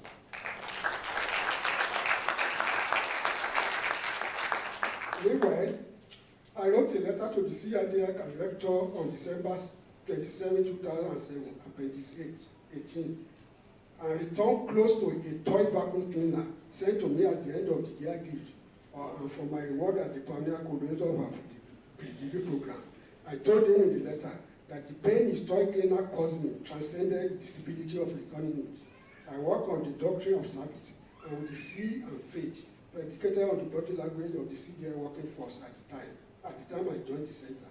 And besides, the pioneer director of CDL convened the meeting of the academic board of CDL and listed me as the coordinator of the degree program in his memorandum of 2nd July 2003, even before the program was approved by Senate, Appendix 19. Hence, I felt that I deserved a better treatment, also that a letter of appointment, Appendix 20, as coordinator of the degree program, was issued to me. In search for happiness, I took up a sabbatical position at the Benue State University, Makurdi, in October 2007. After the expiration of the sabbatical leave, I headed to the Niger Delta University, Guibabos Island, Amasoma, Bayelsa State, where I spent my accumulated leave that took me up to 2010. The period that healed my wounds, but still my core warranto was to search for fairness and justice. Whistle reminds us, and I quote, "There may be times when we are powerless to prevent injustice, but there must never be a time when we fail to protest." End of quote. Roger Makodola wrote in his book, "Water Must Flow Up Stream," that, and I quote, "I had to petition for issue of my promotion to senior lecturer, reader, and professor. This is another great thing about Ife. It is a place where you always get justice." End of quote. Hence, in 2011, I wrote a letter to the new Vice Chancellor, dated June 30, 2011, in the first week of assumption of office, to express my bitterness on the shoddy and raw deal meted out or dispensed to me as the pioneer coordinator of the pre-deal program, Appendix 21. I told him, among other things, that my tormentor had the voice of Jacob, but the hand was that of Esau, because it was clear to me that a mask will not transform to a masquerade unless someone was underneath, and that only Lewu, but little people really know that despite the ingenuity of Bashir Ogumola and Arekunmi's core effort to capture each other, the Yoruba race, with the passage of time, will celebrate both warlords as the heroes of our ancient history. The BC neither acknowledged or replied my letter, and I did not see or meet him throughout his tenure. People who could refuse to join a train of men in power on the basis of principle represent our oasis of hope and a notion of principle folks in our system. Perhaps it is human to blame Jacob or Esau for my woe, but to a large extent, I was to blame because I did not deploy wisdom to realize that I was fighting a battle that was not mine, and at a point, I presumed that I gained no favor from both sides of a coin. Loyalty and total abhorrence of perfidy or treachery or betrayal made me a bit gullible, naive, and foolish. And so, I launched myself into an unpleasant web that brought me agony, frustration, and anger. May such frustration not come your way in Jesus' name. The university caution. There were some people I highly respected in my journey through the system.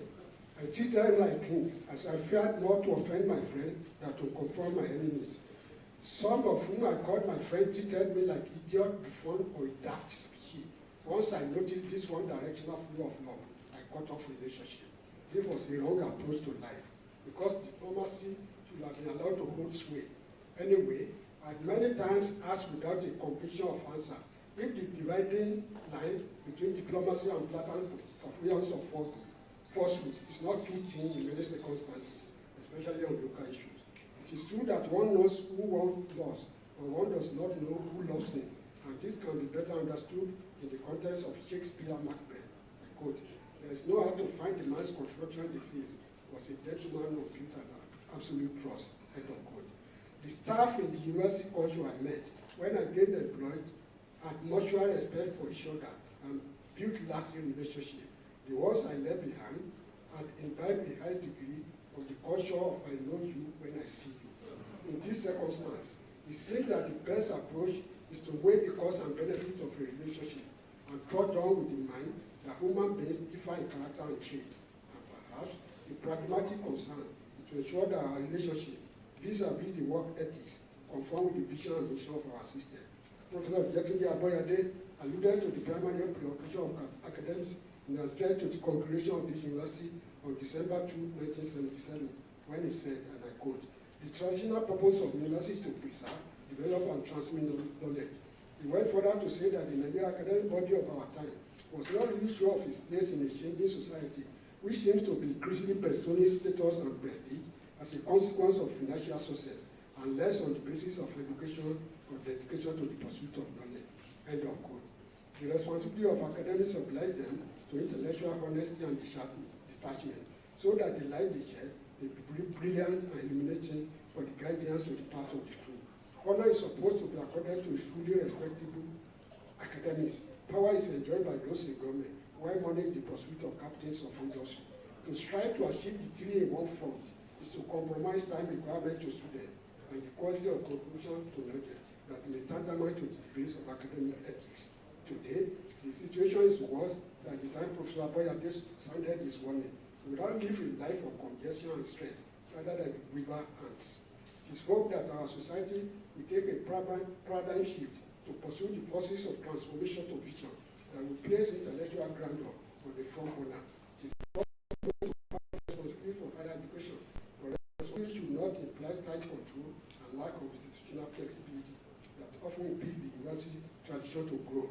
Professor Oluwasami alluded to this issue in his 1980 convocation lecture in this university when he informed the audience that, and I quote, "The colonial administration, which founded and owned the University College Ibadan, did not interfere in the running of the college, nor did it seek to abridge any of its traditional freedom." End of quote. A case of tight control is the central accreditation exercise instituted by the NUC. While the intention was laudable, the monitoring of the execution of the exercise is morbid, or at best scandalously defective. Most of the people entrusted to carry out the exercise use body language to demand for or accept gratification, leading to subversion of decision that render the exercise subjective. Perhaps the NUC should have modified the mode of operation of accreditation, where it indiscriminately approved many universities and other tertiary institutions to the display of seasoned academics and professionals who cried out as early as the 1990s of the 20th century that university education in Nigeria was crumbling under the weight of numbers. I sincerely believe that it is high time the Nigerian academics done too, even if it is just for one day, to make government realize the incalculable damage to the quality of education arising from the incessant creation of glorified secondary schools called universities. Many proprietors of some of the universities have converted education at the tertiary level to a lucrative business, where little can be invested to amass enormous wealth.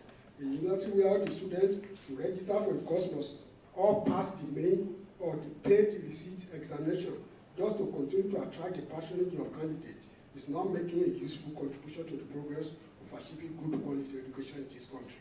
It is even curious how such universities routinely obtain full accreditation of their courses with relative ease.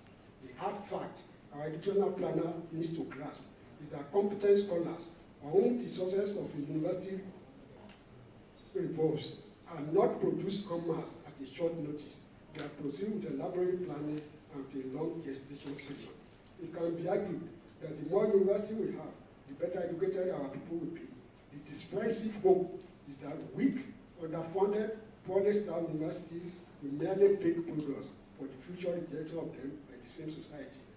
Reafe Babalola, himself a professor of the university, in an interview on December 21, 2020, put it succinctly clear that many Nigerian graduates these days do not know what are in their certificates. I presume that his assertion bears comparison to the background or status of graduates who work hard in the early days of our university system to earn certificates. To attempt to make everywhere a university niche nationalized on the basis of ethnic balancing is a mere mockery of sound and qualitative education that I expatiate. I visited a university where assistant lecturer, or even worse still, a graduate assistant, was assigned to teach a mathematical and treated quantum chemistry course not in years 1 or 2, but in year 3 degree program. Even when such staff himself did not offer this course during his undergraduate training. Of course, what was to be expected? All the students passed the course. The question that cries for answer is, does the NUC Quality Assurance Program capture such unqualified academics teaching at that level due to poor staffing, and who monitors such heinous picture in the university system? Again, in the minimum standard book of NUC, it is stipulated that a minimum of 15 units must be carried in a semester by a university student. The one semester industrial attachment presents a repulsive challenge that offends one's sensibility. Some universities attach a credit of 4 or 6 units to the course, while in some universities, SOLA carries 15 units, with the justification that SOLA is a one semester program, and that 15 units is the minimum load the student must carry in a semester. Many students scoring the grades of D and E in many other courses routinely come up with a score of A in SOLA. And when A is equal to 5 points, it's multiplied by 15. It does not give 75 credit points in a single course. This score more than compensates the poor performances in some other courses and often catapults some students to an undeserved class of degree that completely negates the harmonization of the quality and standard the NUC try to impose on Nigerian universities. This may explain why many universities in our country turn out many first-class graduates. Rectification of these few observations and others require the intervention of ASU or CONMA in an uncompromising stand. Otherwise, sooner or later, degrees obtained in Nigerian university will be too diluted and worthless, even in Nigerian markets. For our university, I subscribe to the submission of Professor Oluwaseun view in the 1980 convocation where I said, and I quote, unless the university formulates a clear policy on its sites and make sure it is implemented, it will inevitably continue to grow because the internal pressure towards expansion are pervading and insidious. End of quote. Our initial intake was 180 students in 1962, and taking the quality of performance, structure, and availability of facility as determinant, Professor Oluwaseun suggested that the optimal size of 15,000 students and about 2,500 working force population should be adequate for our university. We had long exceeded these figures. I pray that we honestly ruminate on the re-evaluation or shaping of our policy to be in tandem with Professor Oluwaseun's proposition of 4 decades ago. Our support for fellow academics to occupy top position was predicated on the rationality of merit and of performance.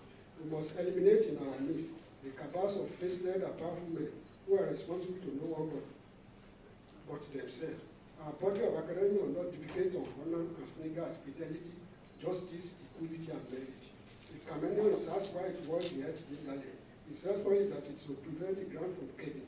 Of course, the wide world will only take this answer with a pinch of salt, because everyone knows how hefty the chameleon is, and how susceptible to precursors to breaking the ground lies.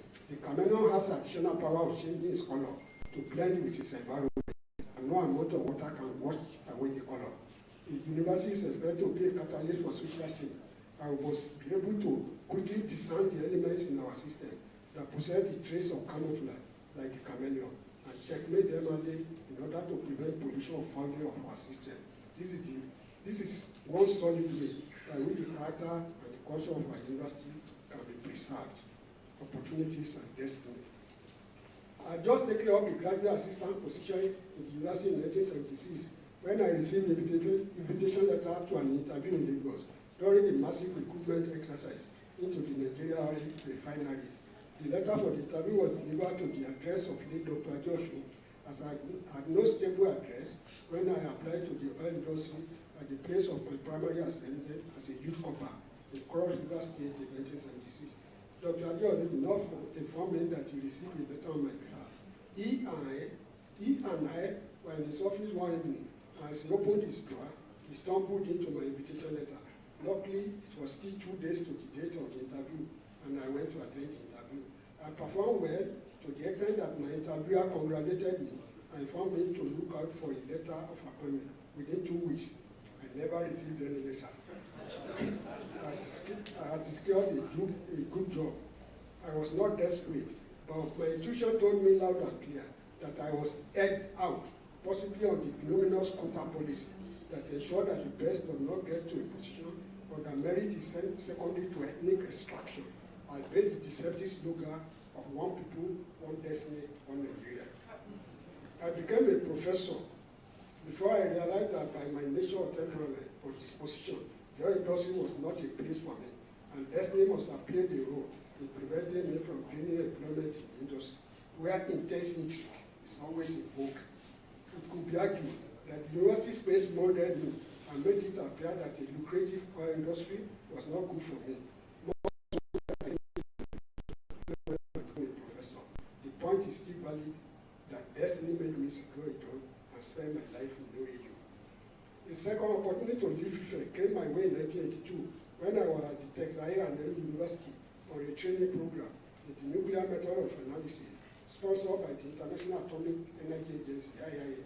The director of the Center for Space Characterization, Professor E.H. Wakat, under whom I worked in Texas, informed me that he was consulted that Saudi Arabia was setting up a nuclear reactor, and that if I wanted, he could secure employment for me to be one of the pioneer staff of the new center. I instantly turned down the offer and told him that I would be returning to Nigeria after my training. I took immediate decision to get the opportunity because I left 2 sons and a car too. It was not until 1987 when the Naira was infracted, submerged, and prevented amid the emergence of foreign exchange market that I realized that how naive I was in 1982 to have declined the Saudi Arabia juicy job opportunity that would have fed me fat dollars and made me prestigiously rich. All efforts made later to find the opportunity close to this proved abortive. There was regret quite all right, but my regret may hinge on one reason. Because it could be as well that God did not destine me to settle outside Nigeria. A third opportunity came in 1989. There was a professor of physical chemistry at the Ottoman Fodio University, Chukoto. He was the Dean of Science and of Tanzanian extraction by name Mulukosi A.M. I invited him in 1987 as external examiner for my 2 MSc students who finished their project at the same time. He was impressed by their research finding and performance. He returned to the University of Dar es Salaam at the end of 87-88 session. I subsequently received a letter dated 9 June 1989, appointing me associate professor from the University of Dar es Salaam, Tanzania. The letter stated that my salary would be on the scale of MSU 1340 of Tanzania shilling, 95,880 to 97,380 per annum. It was further stated, NORAD, Norwegian International Development Agency, would top my salary up to $1,500 monthly for 2 years. I was excited about this offer, but opted to play for time. I had been recommended to be promoted to the post of leader in the 1987-88 Faculty of Science Review exercise. I wanted promotion to C2, where I proceeded to Tanzania, so that my professorship recommendation could be filed in. I wrote to the University of Dar es Salaam requesting that my assumption of duty be shifted by 1 session. The request letter was not acknowledged. Further communication suffered the same fate. Professor Mulukosi also activated mode, and I was placed at the head of a teach. Miracle that usually attend sustained prayers to turn things and faith. And that was how the Tanzania cookie crumbled. I reproached myself copiously many times for the sloppy handling of this Tanzanian opportunity. The hope that I could still get similar opportunities propelled me in the mid-90s of the last century to apply for faculty tenures in many African universities. My first dividend in 1997 when I secured the faculty position on first-year contract appointment at the Department of Chemistry, University of Zambia. My salary per annum was 12,793,020 kwacha. At the time, my professor was 551,891 naira. This time, I took proactive measures, processed my documents on time, and left for Zambia. I reported for duty in the Department of January 1998. Something significant happened in the evening of this day when I knocked off duty at 17 hours and returned to the place of my temporary accommodation, named Commonwealth Youth Center. On getting to the center, I met a man of Bangladesh extraction, but who had naturalized in Canada in the cafeteria. He worked in UNSA before he left for Canada and was just on short visit to UNSA. We exchanged pleasantry, and I told him with pride that I came to UNSA on 4 years contract appointment. He was alarmed that a person of my academic status would come and lock myself up for 4 years in a university where the subvention government to the institution leaned heavily on the assistance of donors. This information tilted me and provided a turning point that shaped the duration of my sojourn in Zambia. I ruminated over the information I denied and decided to opt for 2 years contract appointment. I was able to convince my employer the following morning that it would be detrimental to the interest of the university to ask me to sign a 4-year contract appointment when nobody knew my competence and capacity to perform.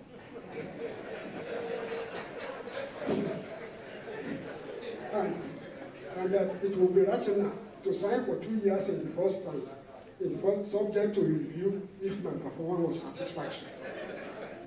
The university authority brought this idea and appointment. It took me up to a month in Zambia before I knew that my supposedly fat salary of about 1 million kwacha per month could only fetch me $500. After tax deduction at the exchange rate of 1,500 kwacha to $1. The kwacha depreciated first, and by the time I finished up in October 1999, I paid 90 days due. 2,500 kwacha was exchanged for $1, and my monthly salary had automatically started to $300. Inwardly, I was grateful to my Bangladesh friend who advised me the second month I got to Zambia to be changing my salary to dollars every month, and I should be keeping dollars instead of kwacha. I was thoroughly fed up in Zambia, and this was evident from the fact that within the last 6 months of my stay in Lusaka, I engaged in mock packing, followed by the dismantling of my locking 4 times before my final departure on 18th October 1999. Sometimes the takeoff of a session in COSA could be delayed for lack of funds. Part of the contract agreement required the university to provide airfare for my family to visit me in Zambia after 1 year was not honored because of lack of funds. Again, destiny must have played a role that prevented me from getting locked up for 4 years. Otherwise, I would not have been able to return to AU.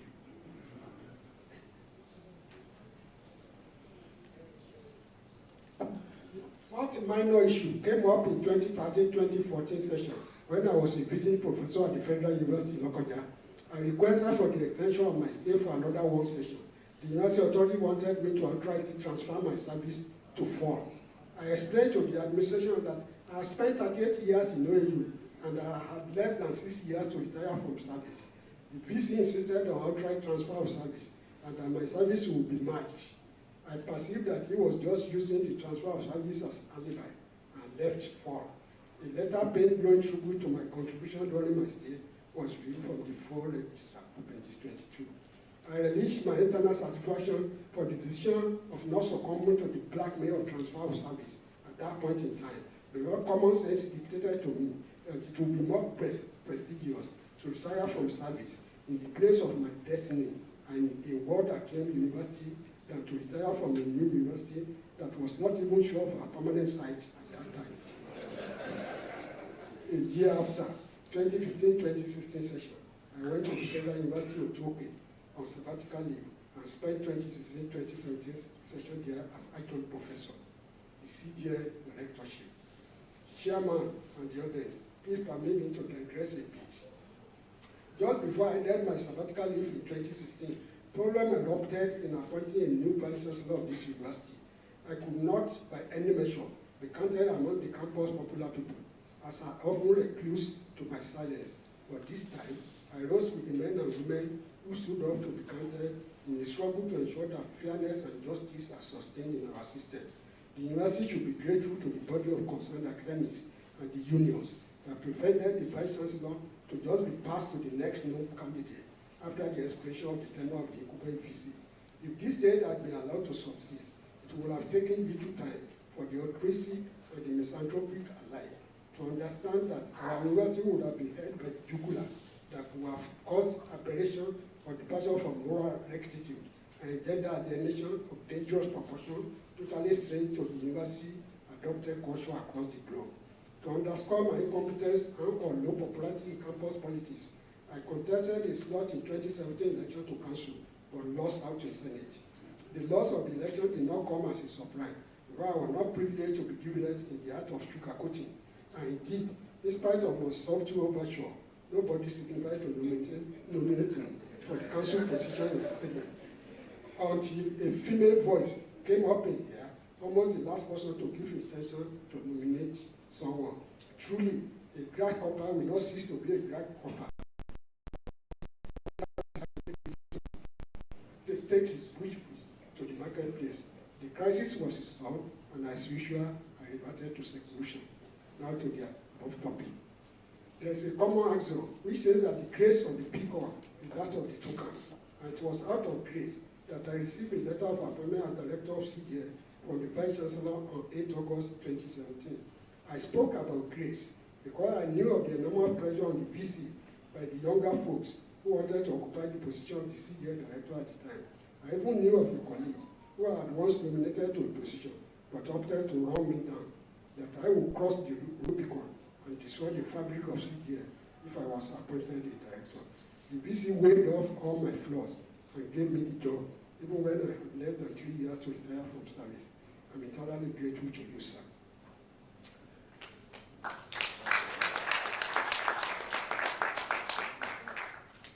Professor Owolara made my job easy in the center because he received a letter of appointment almost a week after I became the director, and we worked together very well together there. I took 3 decisions when I get to the center. The first decision I took was to cut all the credit card airtime of staff to half.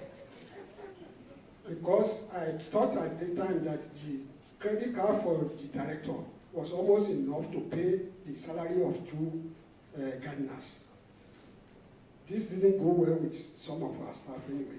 The second decision I took is that I took hold of the key to food dump to prevent wastage.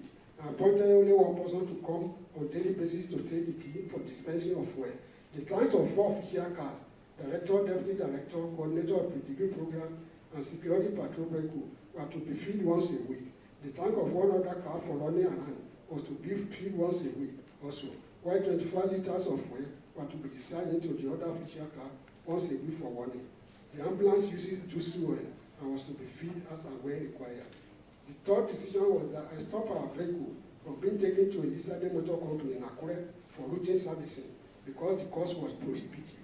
Instead, the spare parts for servicing and the oils were arranged to be purchased by our staff, while a local mechanic was invited to come to service our vehicles under the cocoa trees in the center. Two or three drivers were assigned to be in attendance to monitor how the servicing was being carried out. We had to change our mechanic 3 times, over 30 months for careless or short performance, but with this cost. That's the cocoa tree, under the cocoa tree there.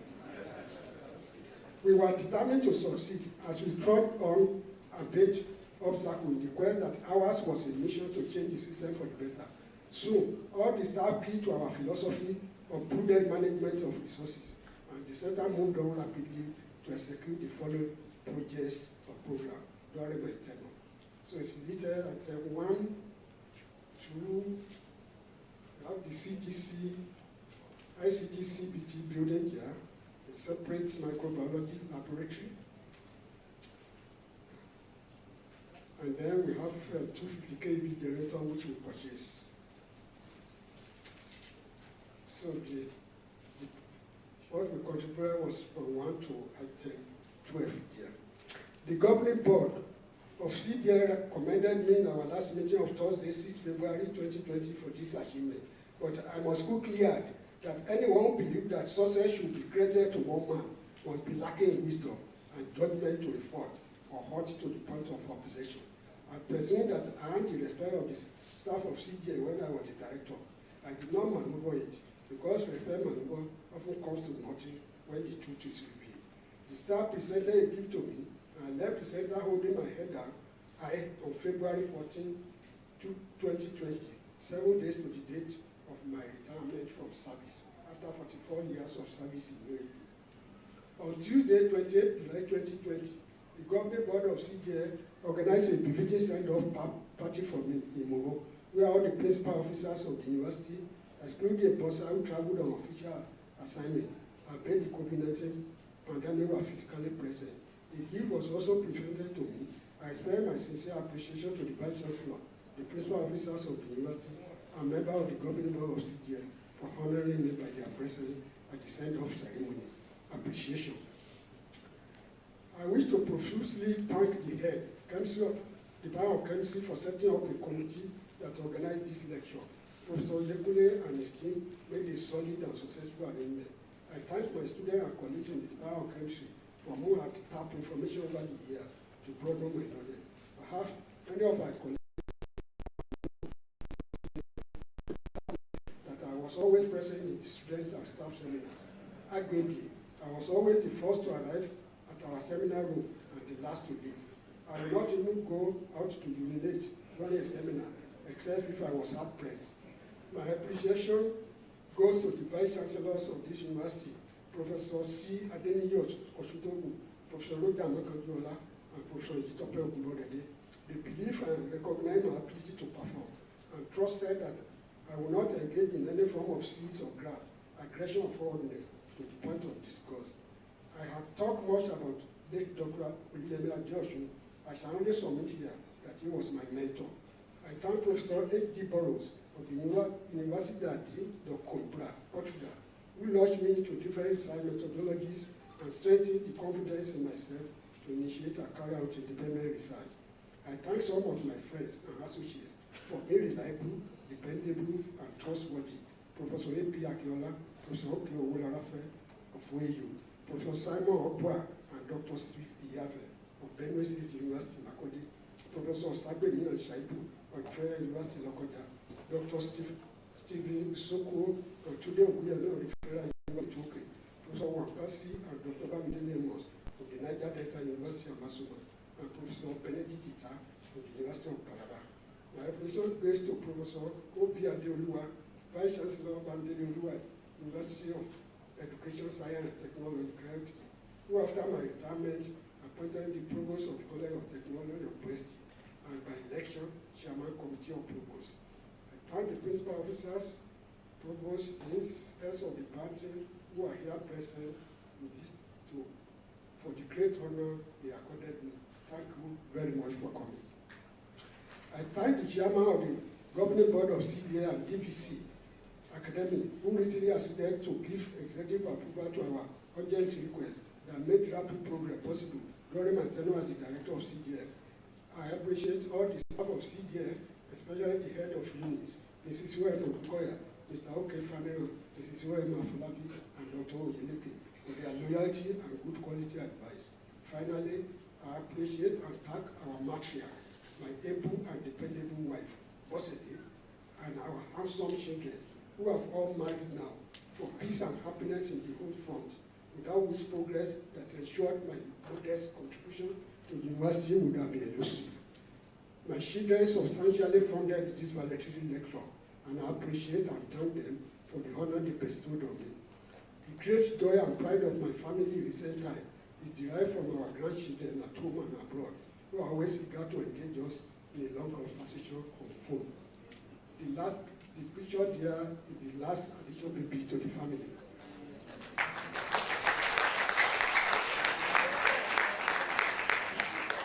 Ladies and gentlemen, I have the qualities to continue the struggle in search of knowledge, because knowledge is light. Troubles will always come, but the response is what matters.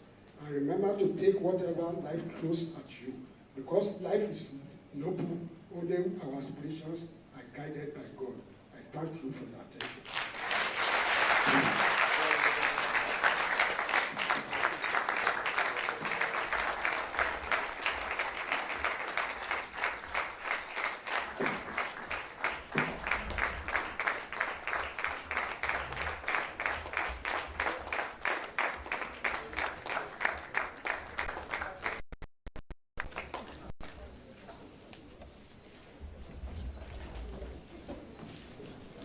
Thank you very much. Please let's have our seats. Thank you, Prof. Thank you very much. We have learnt more than 2 lessons. I know we've learnt more than that. And I think it's a moment of sober reflection.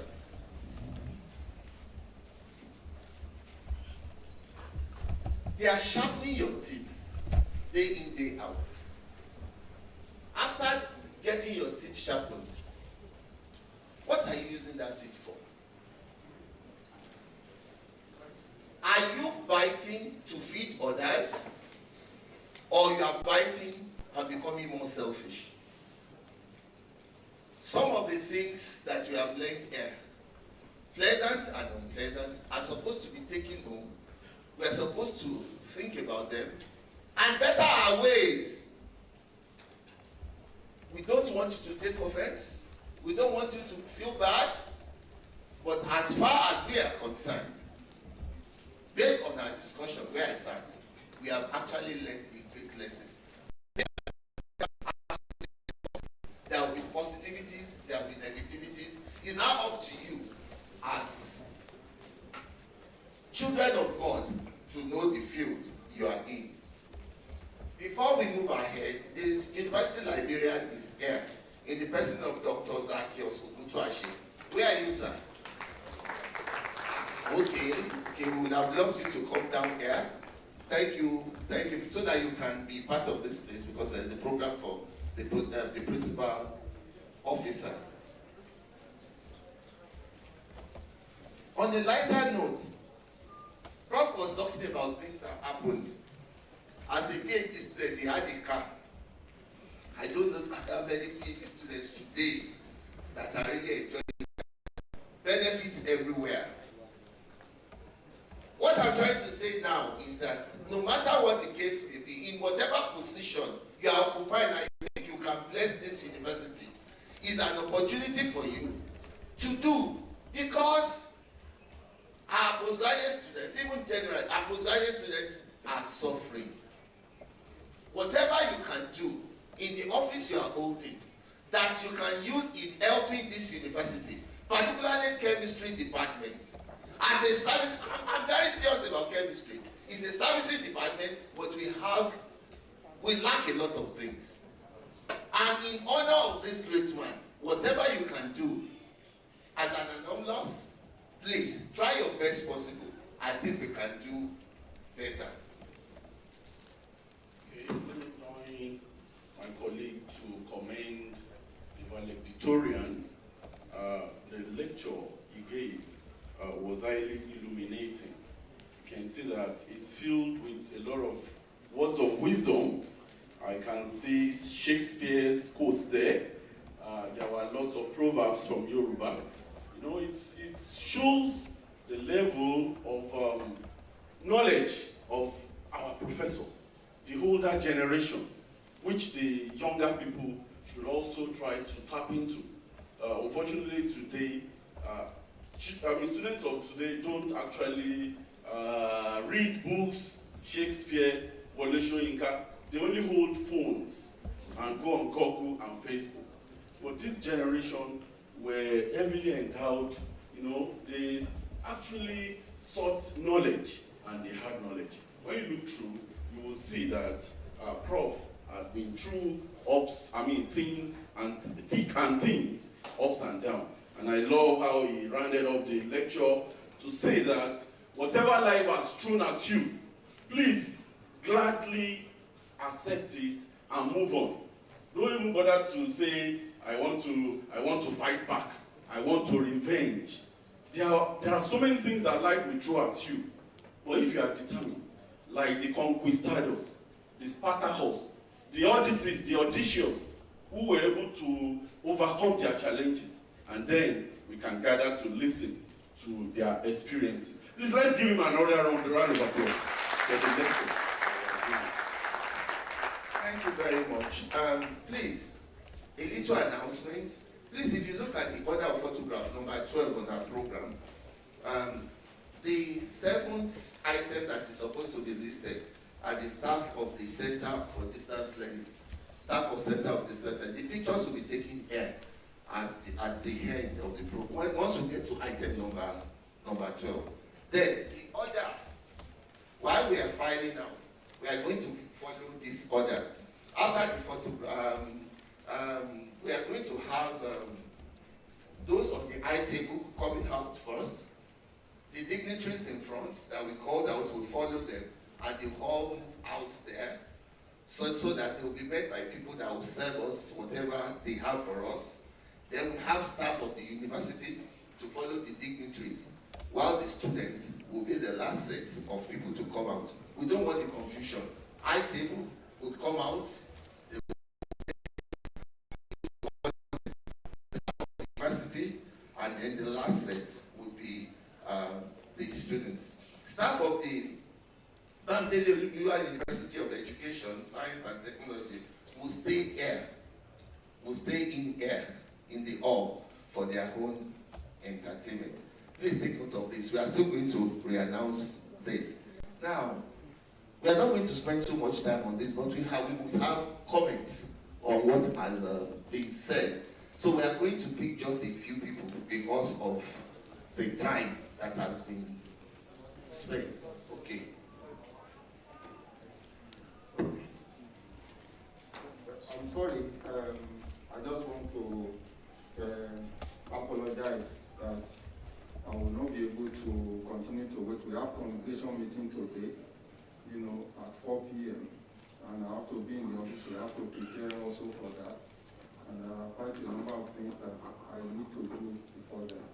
But I want to say this, and till the end, because I also will benefit from some of the comments. But I need to say this here, that I just requested for a second copy, of this lecture.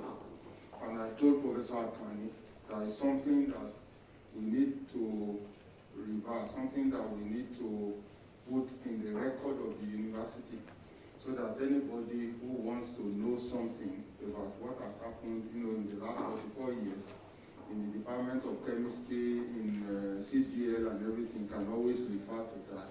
And we're also trying the university to create an archive, so that when people retire and things like that, they can always give us some of their very important documents that they want in that archive, so we can label it after their name. See some of these things. There are quite a number of photographs of the university now that are lost. Some we just see on the internet, you can't find them because we don't have an archive. So, but finally, let me say this, that we have listened to a very, very educative lecture, and it's not often that you find that kind of thing in the university. People don't have time, a lot of people don't have time, to sit down and write this kind of thing, particularly after they have retired from the university. A lot of people get people to write for them too. You get like 10, 12 or 15 people to write, something, and then they put it together. So, but he has labored to put this together. So, and I want all of us to cherish, what we have, with us today. Now, on the history, I didn't even know that we was going to delve so much into the history of the CDL. So, on the history of the CDL, that we have here. So, I think that is the most comprehensive history, of that place that I have read.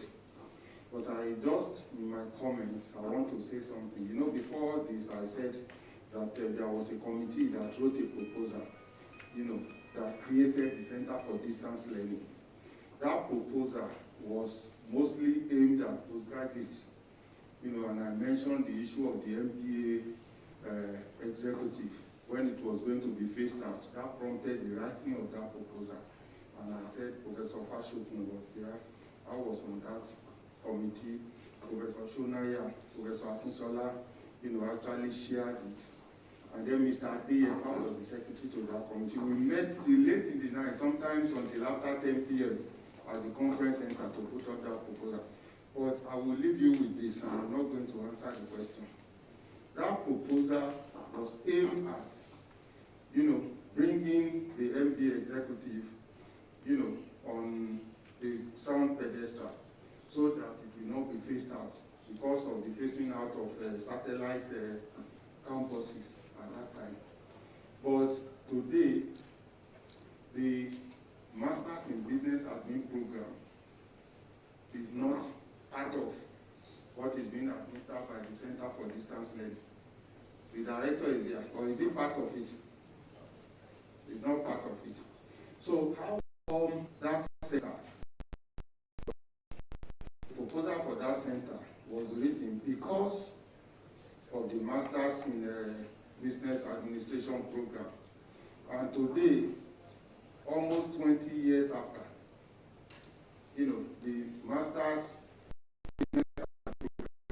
is not part of the Center for Distance Learning. But you have other programs that are now administered under that. So I'm not going to answer that question. I'm sure Professor AKANNI knows the answer.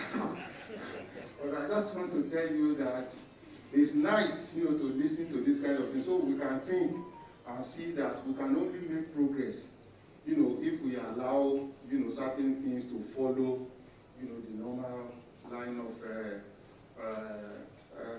decency, in our community. So I thank you very much, for giving me the opportunity, and please enjoy the rest of the program. Just 1 minute. You step aside before the eye table for a photograph. While I invite Madam, excuse me, ma'am, just here for a final picture. Before you leave. So, excuse me, ma'am. So thank you very much. I will still hand over the microphone. So I will still hand over the microphone to you. But I also think that it will be one-sided. If I also fail to thank Mr. Tope Ajayi-Oba. Dr. Tope Ajayi-Oba. So, and for two reasons.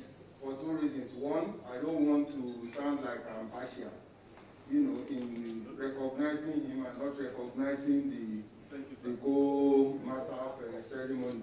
And secondly, because we share the same first name. And so, you will not forgive me if the Topers don't recognize themselves. Because there is a song which I have modified, and I used to sing that song for Professor Okusami of Faculty of Agriculture, who is also another Tope. I used to say that, Tope, Amorawa, so I will end with that. So thank you very much. Thank you very much, sir. Please, I want you to come up here. Our photographer, please pick the best position. Those on the eye table with Professor AKANNI and Madam, then the dignitaries too. So I think let's follow what is there. Yeah, no, the pictures will be inside the living. Yes, I'm just saying that the valedictorian, maybe We'll do that. We'll do that, but it's because of you we are doing this. Okay. We thought we'll be leaving before the end of it, because now we want comments. So let's take the photo. Okay, yes, just you would. Okay, thank you. Please, I want you to take the picture with the Vice Chancellor, then with everybody, then the dignitaries in front will join.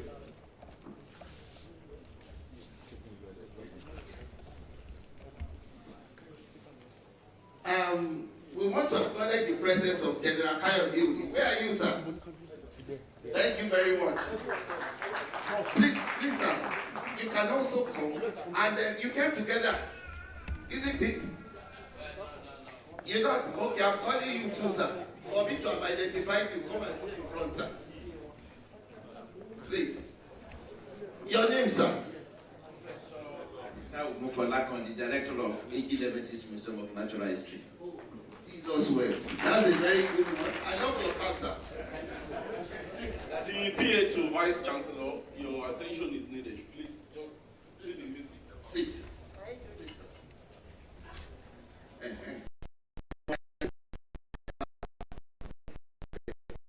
The PA to the Vice Chancellor, your attention is needed, please.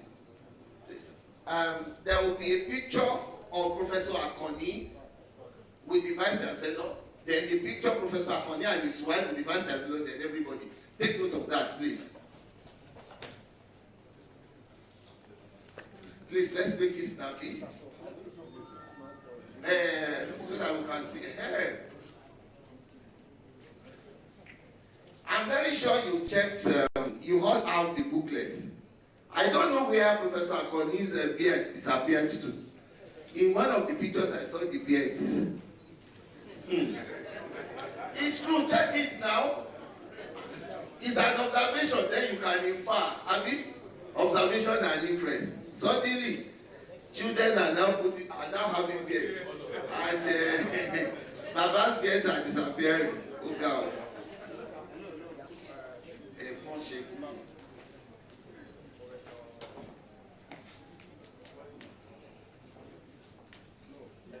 No, no. What that side, sir? What that side?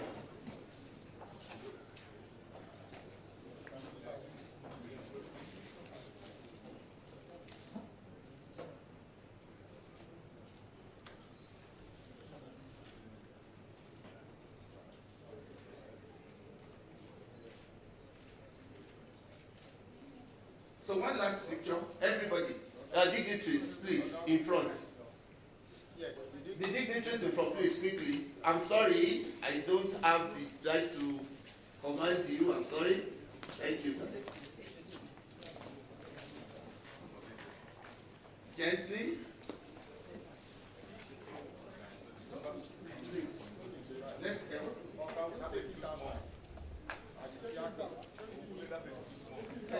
Maybe.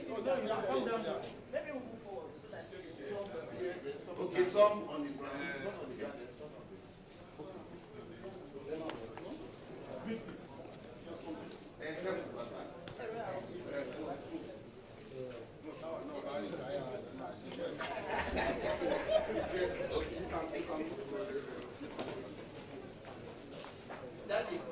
Daddy, come.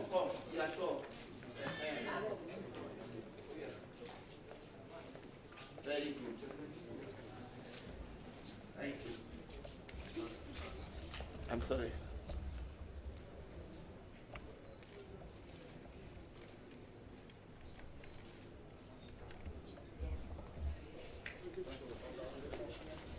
Thank you very much. Thanks for your patience. Thank you, and thanks for your understanding.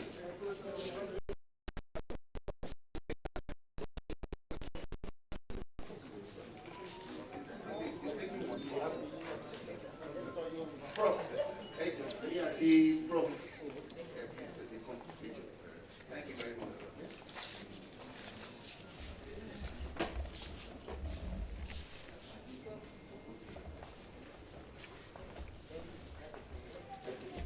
All right. Very good.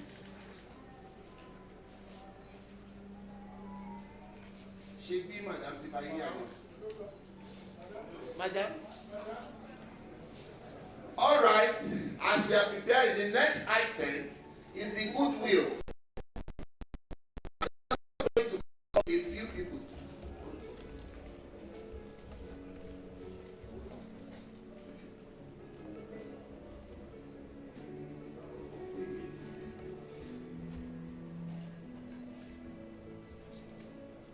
Thank you for your patience. We are almost coming to the end of the program. Thank you very much. Thanks for your understanding. I want to call the first person. Thank you, sir.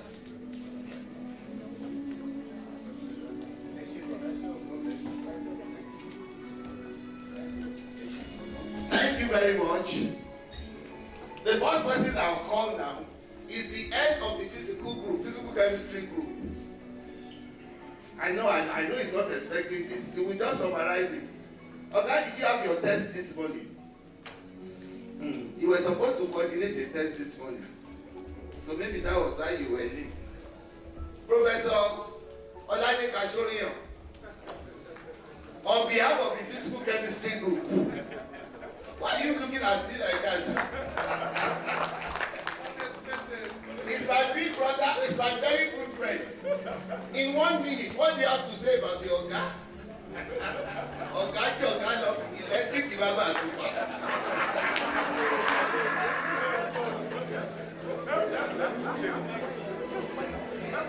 You know the important part of it. When they are standing beside each other, you just look at the color of their hair. Hey, you may talk about it.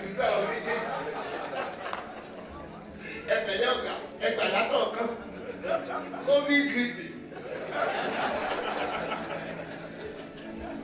Okay, thank you very much. I was shocked, but nevertheless, I just want to. I know my Oga, Professor AKANNI, is a detailed person. He's somebody who puts things down. I wish I could be like him. I don't think I can be like him. He's so detailed. You can see from the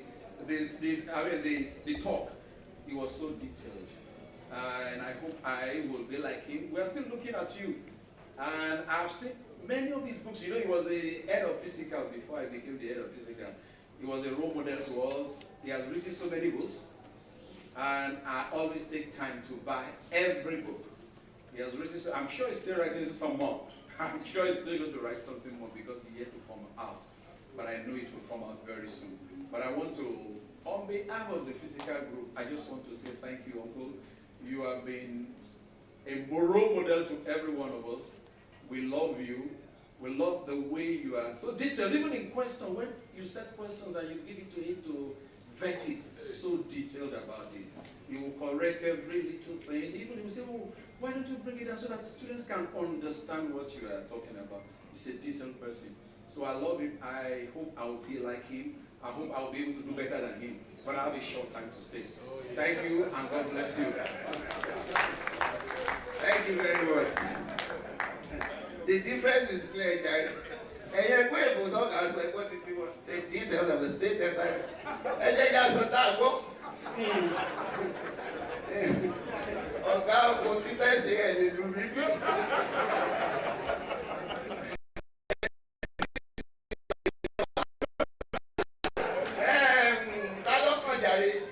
The incoming dean, Professor Adewale, no matter how he has gone, that's not too good though. Mama will talk, but I'll call Mama later. I want to look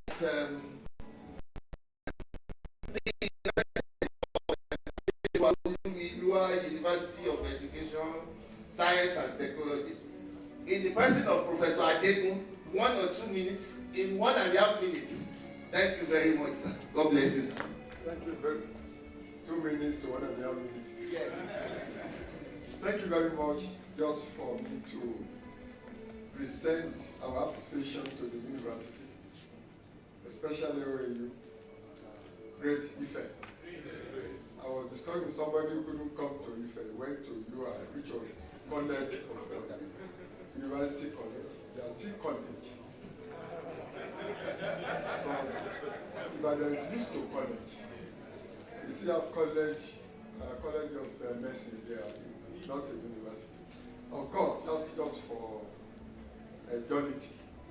I want to appreciate the provost, one of our provosts in the university, on behalf of the Vice Chancellor, Professor Adeoluwa, and the entire members of Senate, management, and all members of that university coming up. It's an evolving university. And I want to say that the future is very great for the university. I just been brought there to help them give good sound foundation. and this one is the provost, the chairman of provost of colleges there.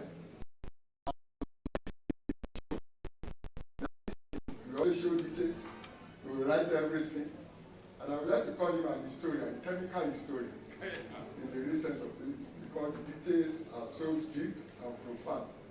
And I want to thank you for presenting us. We have brought him to that place to continue the opportunity which he said, the opportunity he has given us. It's another opportunity for him too, to help us in that place. And he has been working very hard. Thank you for listening to us, despite the fact that he has retired yesterday. On behalf of the university, I want to say thank you for the professor for giving a very sound lecture today. And it's going to be in the archive of the university. Keep it for the future generation. Thank you, ladies and gentlemen. Thank you very much, sir. I love the material of your coat, of your clothes. Though it's a regenerated fiber, but I've been looking at it. You are not a chemist, are you? You are not, okay. Okay. The material is very good. Thank you. Please, let's clap him. I want to call on the representative of Center for Distance Learning. One person from Center for Distance Learning, please. Sir? The director. Somebody can represent him. A short speech. Okay. Maybe they'll call me. Now, if you have anything to say about him, please raise up your hand and I'll call. That's one. Two. What about women? Three.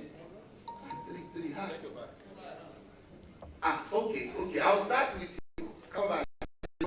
I'll start with you. But I need a woman, a lady. Yes, I've already marked her. Yes. So yes, I know. One. Okay, daddy first. One. Okay, thank you. 1, 2, 3. Okay, this is number 2. Baba, number 2. Yes, number 2. Number 3. Then you'll be number 4. Mommy will be number 5. And the last person will be Mama Iwe. Then so that we don't waste too much time. Thank you, Father Ajayi. I want to join others to appreciate the commitment and efforts of Baba AKANNI. I'm barely 4 years old on this campus as a chaplain in Catholic Church. And I've come to know him as a silent achiever, a believer, a true man of God. And I tried to look into the page, and I see where he said he was guided by Commandment 7, thou shalt not steal. No, it is important. That is where you know one who walks with God. He puts God at the center of his life, and that guides every other step. Thank you, Baba, for your faith. Thank you for being a man of God. Thank you, even when life threw certain things at you, you accepted them as coming from God, and that all will be well. We'll continue to celebrate you, and we are praying for you. Thank you very much.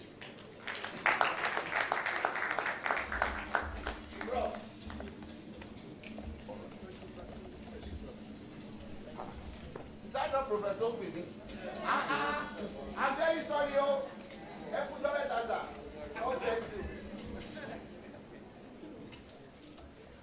Thank you, Professor AKANNI.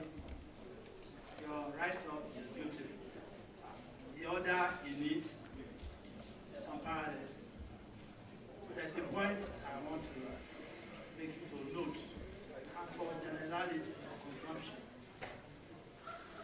Universities and the educational system are not getting enough funding because they are not addressing problems.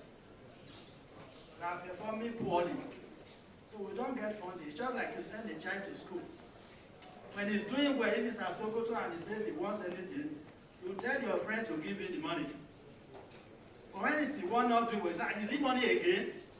So we need to re-examine what we are teaching in relation to the problem of the society. We are doing education, but what we need is learning. And a good learning will have education.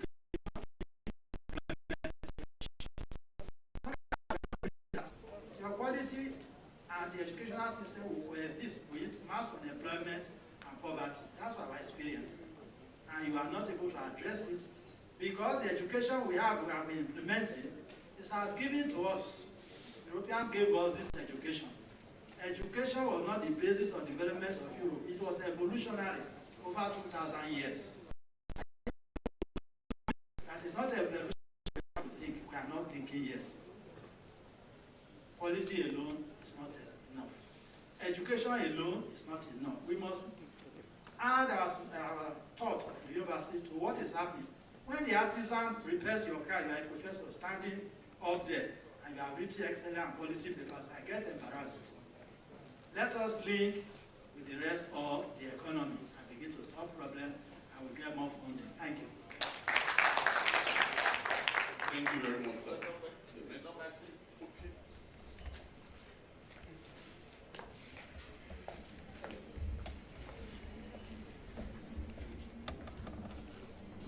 I stand on the listing protocol.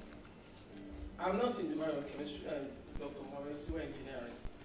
I met the professor when I was the project manager for the CDL.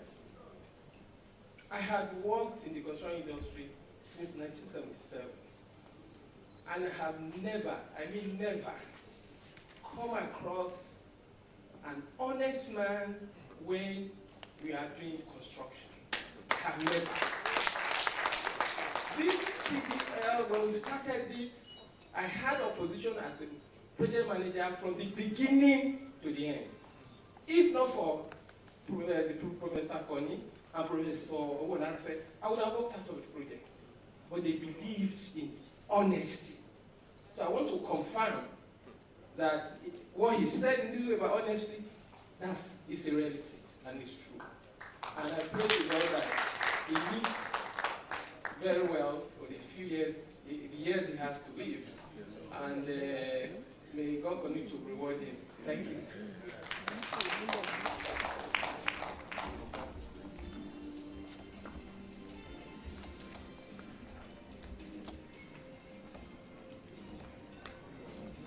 Thank you very much.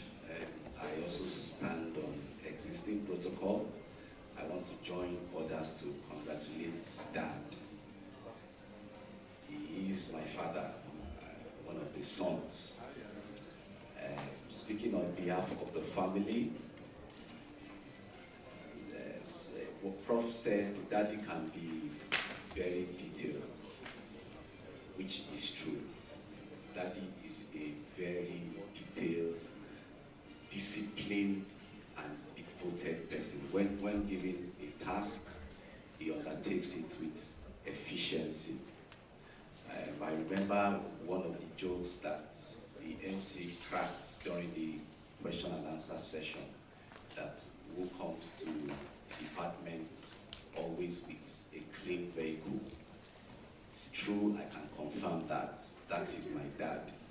Every morning he washes his car. I've never seen somebody as consistent, as disciplined as that. Even this very morning, when I woke up, I wanted to volunteer to wash his vehicle for him. He had already washed it. That's his consistency.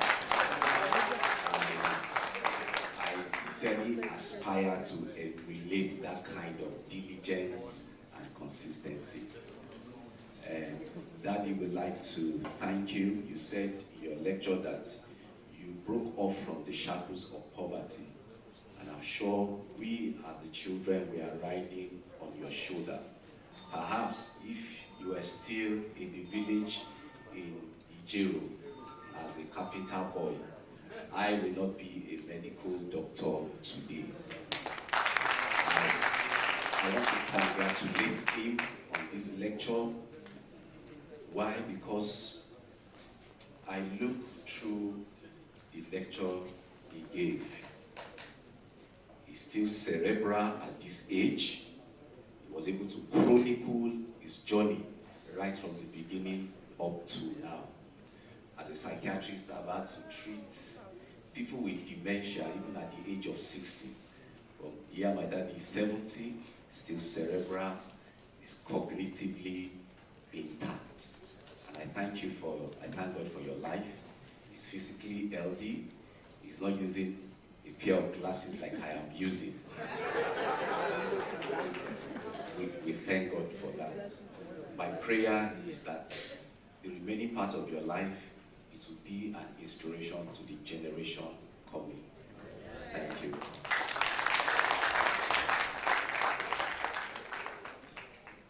Thank you very much, sir. You see, it's very important to, if a consultant psychiatrist is talking like this, it's something that we have to take note of. He came all the way from Benin. Thank you very much for coming. God bless you. Okay. We thank AKANNI for that speech. Oma Janoku Yara. Inte Yaba Binko. Evan Parie. Omo Baba Niye. Omo Ba Joshua Puto, you jockey chipa. Omo Ile Joshua Puto, tu jockey chipa. Thank you. We will also recognize the family, the entire family. Many of them are here. I think we should recognize them when the time comes. Mr. Adedeji will speak on behalf of CDL. Mr. Adedeji. Or we should go to the number 5 first. So after Mama, Mr. Adedeji, Professor Babatope, then the last person would now be Mami Ewe.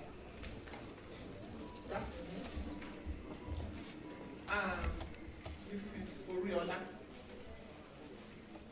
the Director of Pharmacy in Ministry of Defense. I'm one of Professor AKANNI's first set of students in 1979. He was not just my lecturer, he was also my editorial lecturer. And I didn't know what really happened.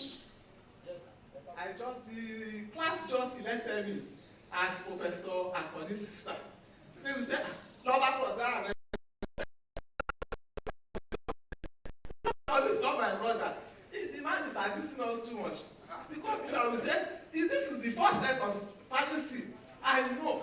We don't know anything. They will give us to the extent we will go to group 15. We will go and do their tutorial before we enter our own. So when we enter our own, so we'll be able to answer questions. But one thing I noticed about Professor AKANNI, he's a disciplined man. Very disciplined and dependable. It's like the man in the Bible that says, the Bible says, he swear right to his own words. When Professor AKANNI give you his words, it's the final. By God's grace we perform. And not only that, except discipline. AKANNI is not one of the lecturers who enters to their room or office and will be helping you to pick your pimples. No. We are so confident when we have problems. We can easily go to Professor AKANNI and say, "Sir, this is the problem I'm having." Even with other lecturers. So, sir, we are very grateful. I appreciate your friendship to me, to my family, all my siblings. Professor AKANNI, just love God.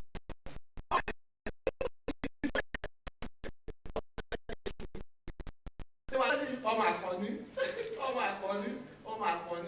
So, Daddy, we are grateful for your life.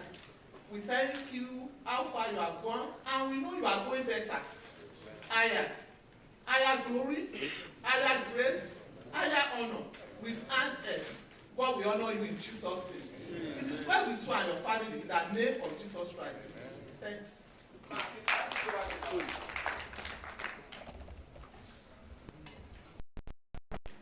I want to sincerely thank God for the life of our father, on one end, and for being a chemist and a writer. In fact, I could not imagine the accurate sequence of events that Professor AKANNI was able to recount and delivered to us without using a pair of glasses. I have known Professor AKANNI, heard of Professor AKANNI since I was a student here. I was a student here from 1977. And it was later, we've been hearing of him, but I never knew of him. But fate had it in 2018, when I went to the US, and my daughter said we will have somebody who will be visiting us. And I called her into the room and asked her privately what the matter is. I've never discussed anything related to all this with you. And she said, I will have a visitor today, and he's coming to visit the family in Texas. And said, it's a friend of mine that we are going out, and his name, I said, what is his name? He said, it's AKANNI, Professor AKANNI. I said, where? He said, from Ife. Where in Ife? He said, I told you. We don't have two AKANNI in Ife now, you know. Coincidentally, it was on December 21 in 2019 that Demola, one of Baba's sons, got married to my daughter. And I told him, Baba is my senior colleague. And where I'm actually going is that what everybody has said and what he has recounted about himself is 100% on the point. We forever continue to be unpopular in a society like ours. And I want to thank God for your life once again and pray that you will live many, many more years, that humanity will continue to benefit from your weight of experience. And also, we are following your footsteps by being insistent and principled. Thank you, Prof. In a nutshell, Professor AKANNI and Professor Babatope are in-law. God be the glory. Mr. Adeleke, okay. Adedej from CDL. Good afternoon, everyone. All protocols duly observed. I'd like to explain that my director has been held for the JUPE students.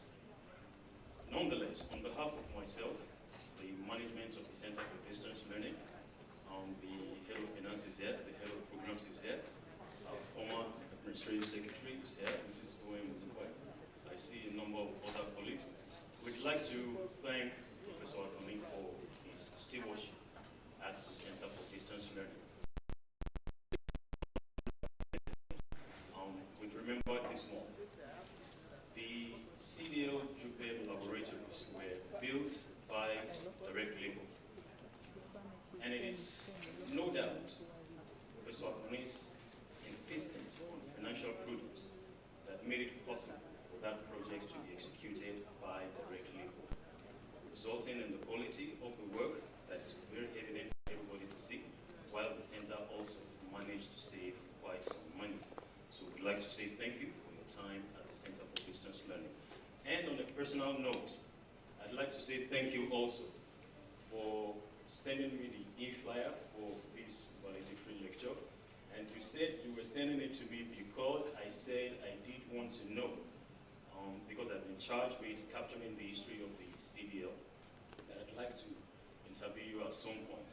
But I will not be interviewing you anymore, sir, because you have actually done the job for me by all the things you've captured in the lecture, in the book, which I'm going to ask for one extra copy of, so I can also have one both in the office and one in my house, so that when I'm putting all of the information together, it will be easy for me to work both at home and in the office. So we'd like to say thank you very much, sir, for your time with us, and the Lord bless you. Thank you. Our mommy the other time before our mother that spoke here spoke about picking pimples. So I remember what the Bible says, that blessed are the merciful, for they shall also receive mercy. Like, if you pick pimples, you receive pimples. Hey, Mr. Dede, where did you study? And your diction is this good. You are so calm. Thank you very much. What did you study too? Pardon? Diction, even the phonetics is out of the world. Maybe I should come and visit you. I will not be this local. Come on, your guru. Can't you feel the accent? Your accent in it. Okay, accent is not one about that. Your answer. Mama the mama. Thank you very much. Thanks for your short speech. Very nice and precise. Thank you very much. Just 2 extra minutes. Okay, Mama. Thank you very much, Dr. Kupi. The chairman, the valedictorian, Professor AKANNI, our HOD, Professor Valecdictory, and our father in the Lord, distinguished audience. It's been a nice day. We thank God for your life, Professor AKANNI. I stand to confirm the dedication, hard work, and all the other good things about Professor AKANNI, and that being meticulous also makes him a good accountable officer. And that the fact he's looking for money for departments did not prevent him from seeing to the welfare of members of his departments. And so one thing that may not have been mentioned today and not in his book is that, well, as a female member of the department, I was always in charge of the organizing. Professor AKANNI knows almost the cost of everything in the market. So,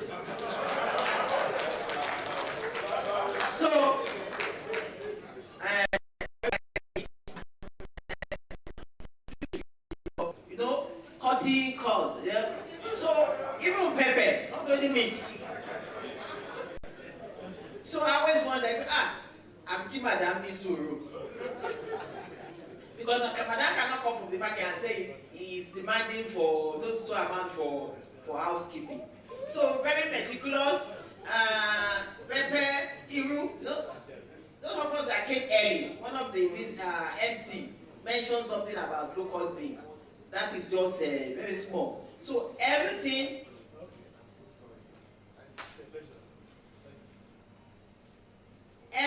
about him, but he's a very honest man, very dedicated. He will do the work. And he's also a quiet politician. Maybe, well, and sometimes he said he will go into his shell. Maybe quiet person, not necessarily knowing how to play the politicking or whatever, but very gentle, very hardworking.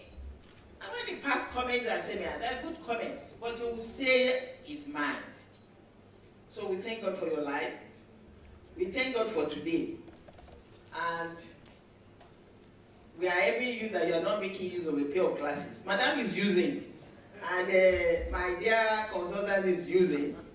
That's a blessing from Almighty God. And we pray that you will continue to give part of these blessings to humanity. We wish you the very best. Thank you very much. àìmọ̀ rìn kórí ó máa ń mì èyí dáa kó wọ́n kù bì kan wọ́n ní prof pé wọn ò mọ pé politics wọ́n ní bóyá wọ́n á ṣètún improve upon it but we thank God for him all the same. Let's please recognize the entire AKANNI family and all family members that must have come from far and wide. We have seen Oluyemi AKANNI the other time. I'm very sure many people would have come from Ekiti. Are you here? Please stand up for recognition. Let the camera capture you. I would have asked that probably you come forward to be captured. We appreciate you so well. Thank you. Olúwa ó dá gbogbo yín bàbá wa Olúwa ó dá yín sí fún wa o. Ẹ pẹ́ fún wa o. Prof wa náà ẹ pẹ́ fún wa o. You are welcome. You can sit down. Now we have the Chairman, Professor Eleruja, with his closing remarks. Well, thank you, Mr. MC. It's been a worthwhile program. We have been able to honor our very own, our dear Professor Michael Shola AKANNI. I'm sure each and every one of us will have something to take home today from the report or the speech that Prof has made, my journey, my stewardship. Something touched me, and what is it? The sequence of his presentation, the sequence and the depth and the accuracy. Prof, thank you very much. Àwọn bàbá wa tó ń jẹ́ historian wọ́n ní bọ́mọ adé ò bá tàn á gbà bàbá àròbá dẹ̀ ní bàbá ìtàn. Ẹ ṣé, we thank you, we appreciate you. We need documentations like this. We need history. And without this, the future generation will not know where we have been, where we are. And of course, they may not be able to prepare for the future. So, Prof, we appreciate you for giving us this document. It's something that we'll all cherish for the rest of our lives. And I'm sure both official library and personal library. And I'm sure as we go to our different destinations, I believe the good Lord will continue to guide us, protect us, and give us the right wisdom, because it's a lot of wisdom to have come up with this. God has given you that wisdom. It should need by law on you. More people will still benefit from this, even those who will come much, much later. They will see it in the library, they will see it on our shelves, and they will say, who is this man? Professor M.S. AKANNI. He has passed through this way, and will continue to remember you, sir. The God we serve will continue to strengthen you, will continue to give you good health and long life. Thank you. Thank you very much. Thank you, everybody, for coming. Thank you, sir. I thought it was only Dr. Dayoba that can talk. I didn't know that he can talk like this. Maybe when you retire, you become a pastor too. People like us that don't talk appreciate what you are doing. Dr. Adekunle, who is a member of the planning committee, would come out for the vote of that terror. Thank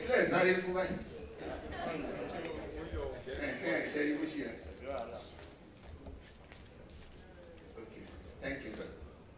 Thank you. On behalf of the chairman of the organizing committee, Professor Dio Yekule, just left for another important assignment in town. So I want to thank everyone for gracing this great occasion, honoring our icon, erudite scholar, and father. I don't want to say so much about him. We have all heard enough about him. He brought me into academic. Here I am today. I'm proud of him. I'm one of his sons. And you know, he's still mentoring me to get to the peak by his grace. So I want to thank everyone, right from our Father in the Lord, HOD, who has given us all the necessary support to make this a successful outing. Our Father himself, the Dean, who will soon become one of the emeritus Dean. And our Mama who has always been there for us at all times. Olaijeki will be grateful. And our invited guests, our fathers here, our professors, Olaijeki will be Akabali Walayo. I wish every one of us a safe and sound journey back to our respective races.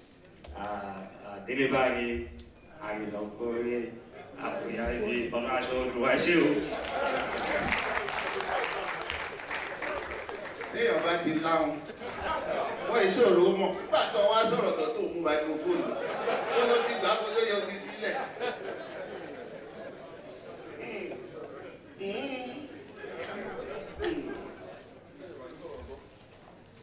Kọ́lọ̀ ń gbọ́ pẹ́ wa, ó yẹ ká wọ gbàdúrà yẹn délẹ̀.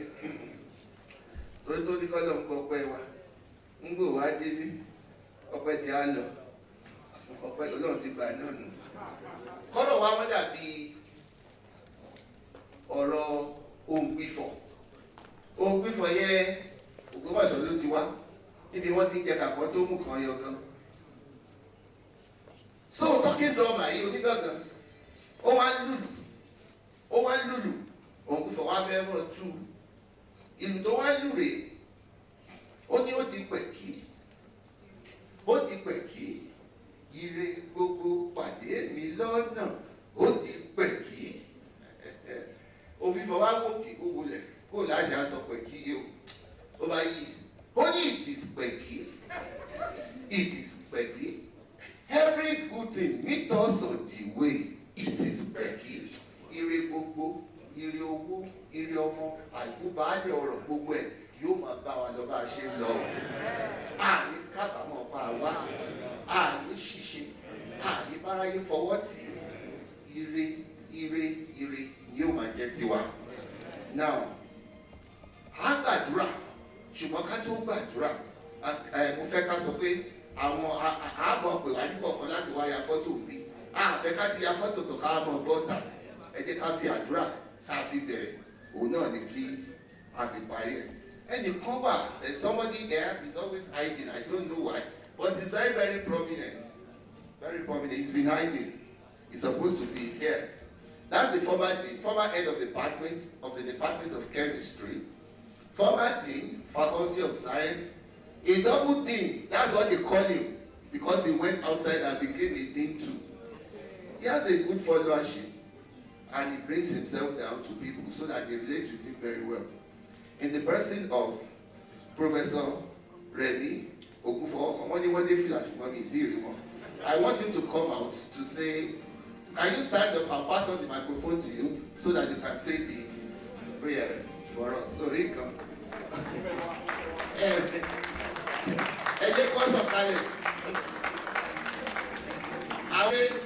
Ọmọdé àti lórí ibùbá, ó ga jù ní ìmọ̀ bí wọ́n ti nílò ẹ̀ àti ti ajẹ́ láìsọ ọmọ náà jáde.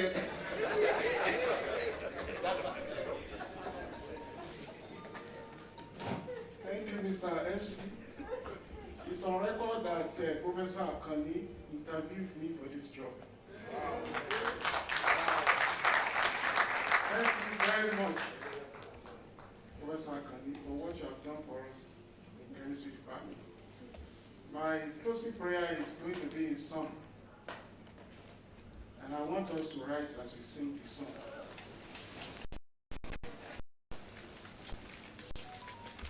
It goes thus.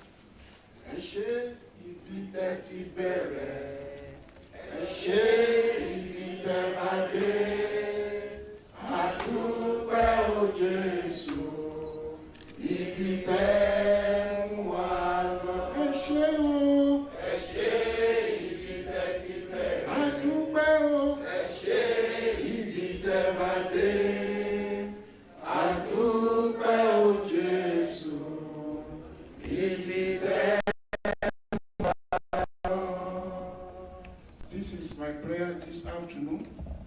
We thank you, Lord, for the life of Professor AKANNI and his wife. Thank you, Lord, for all that they have been able to achieve by your grace. We thank you, Lord, for we, his followers. Thank you, Lord, for the period he has spent here in Ife as a student. And he started well and finished well. We know that you are taking him to a greater height. Lord, I pray that for the remaining part of his life that he's going to spend on this side of eternity, that you will be with him, you will strengthen him, you will clothe him with honor, and you will take him to greater heights. Thank you, Lord, for everyone who is here present this morning, this afternoon. We have come to rejoice with our boss, Professor AKANNI, and his family. I pray that sound of rejoicing will not cease from our home. Amen. As we aspire to go higher too in our career, I pray that our days of celebration will come.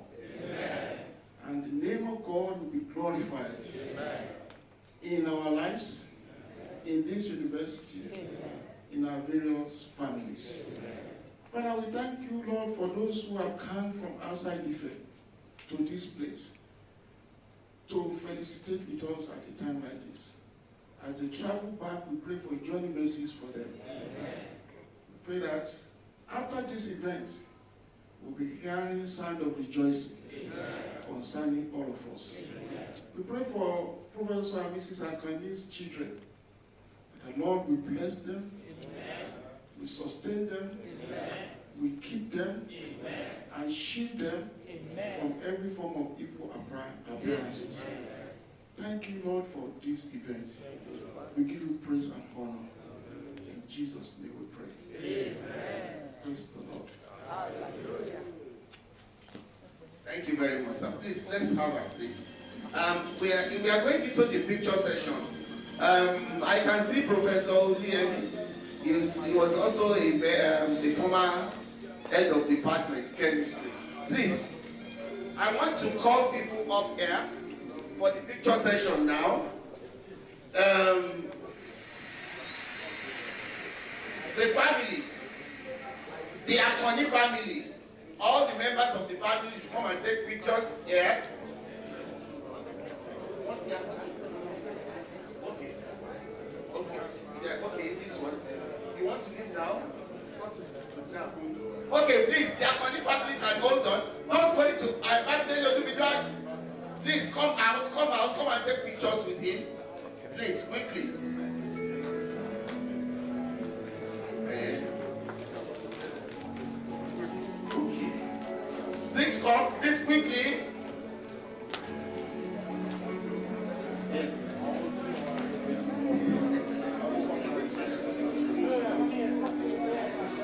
Yeah, quickly.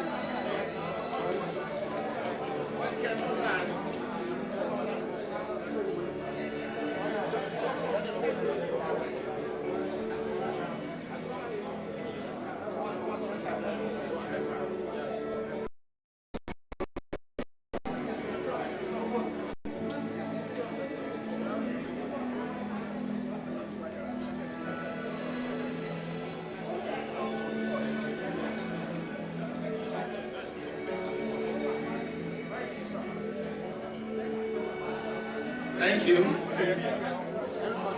The AKANNI family. The AKANNI family, please.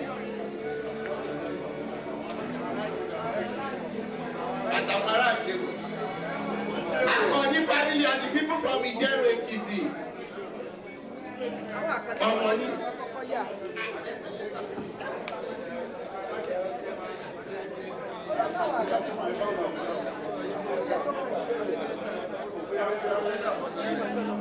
Please, we are running out of time. Please.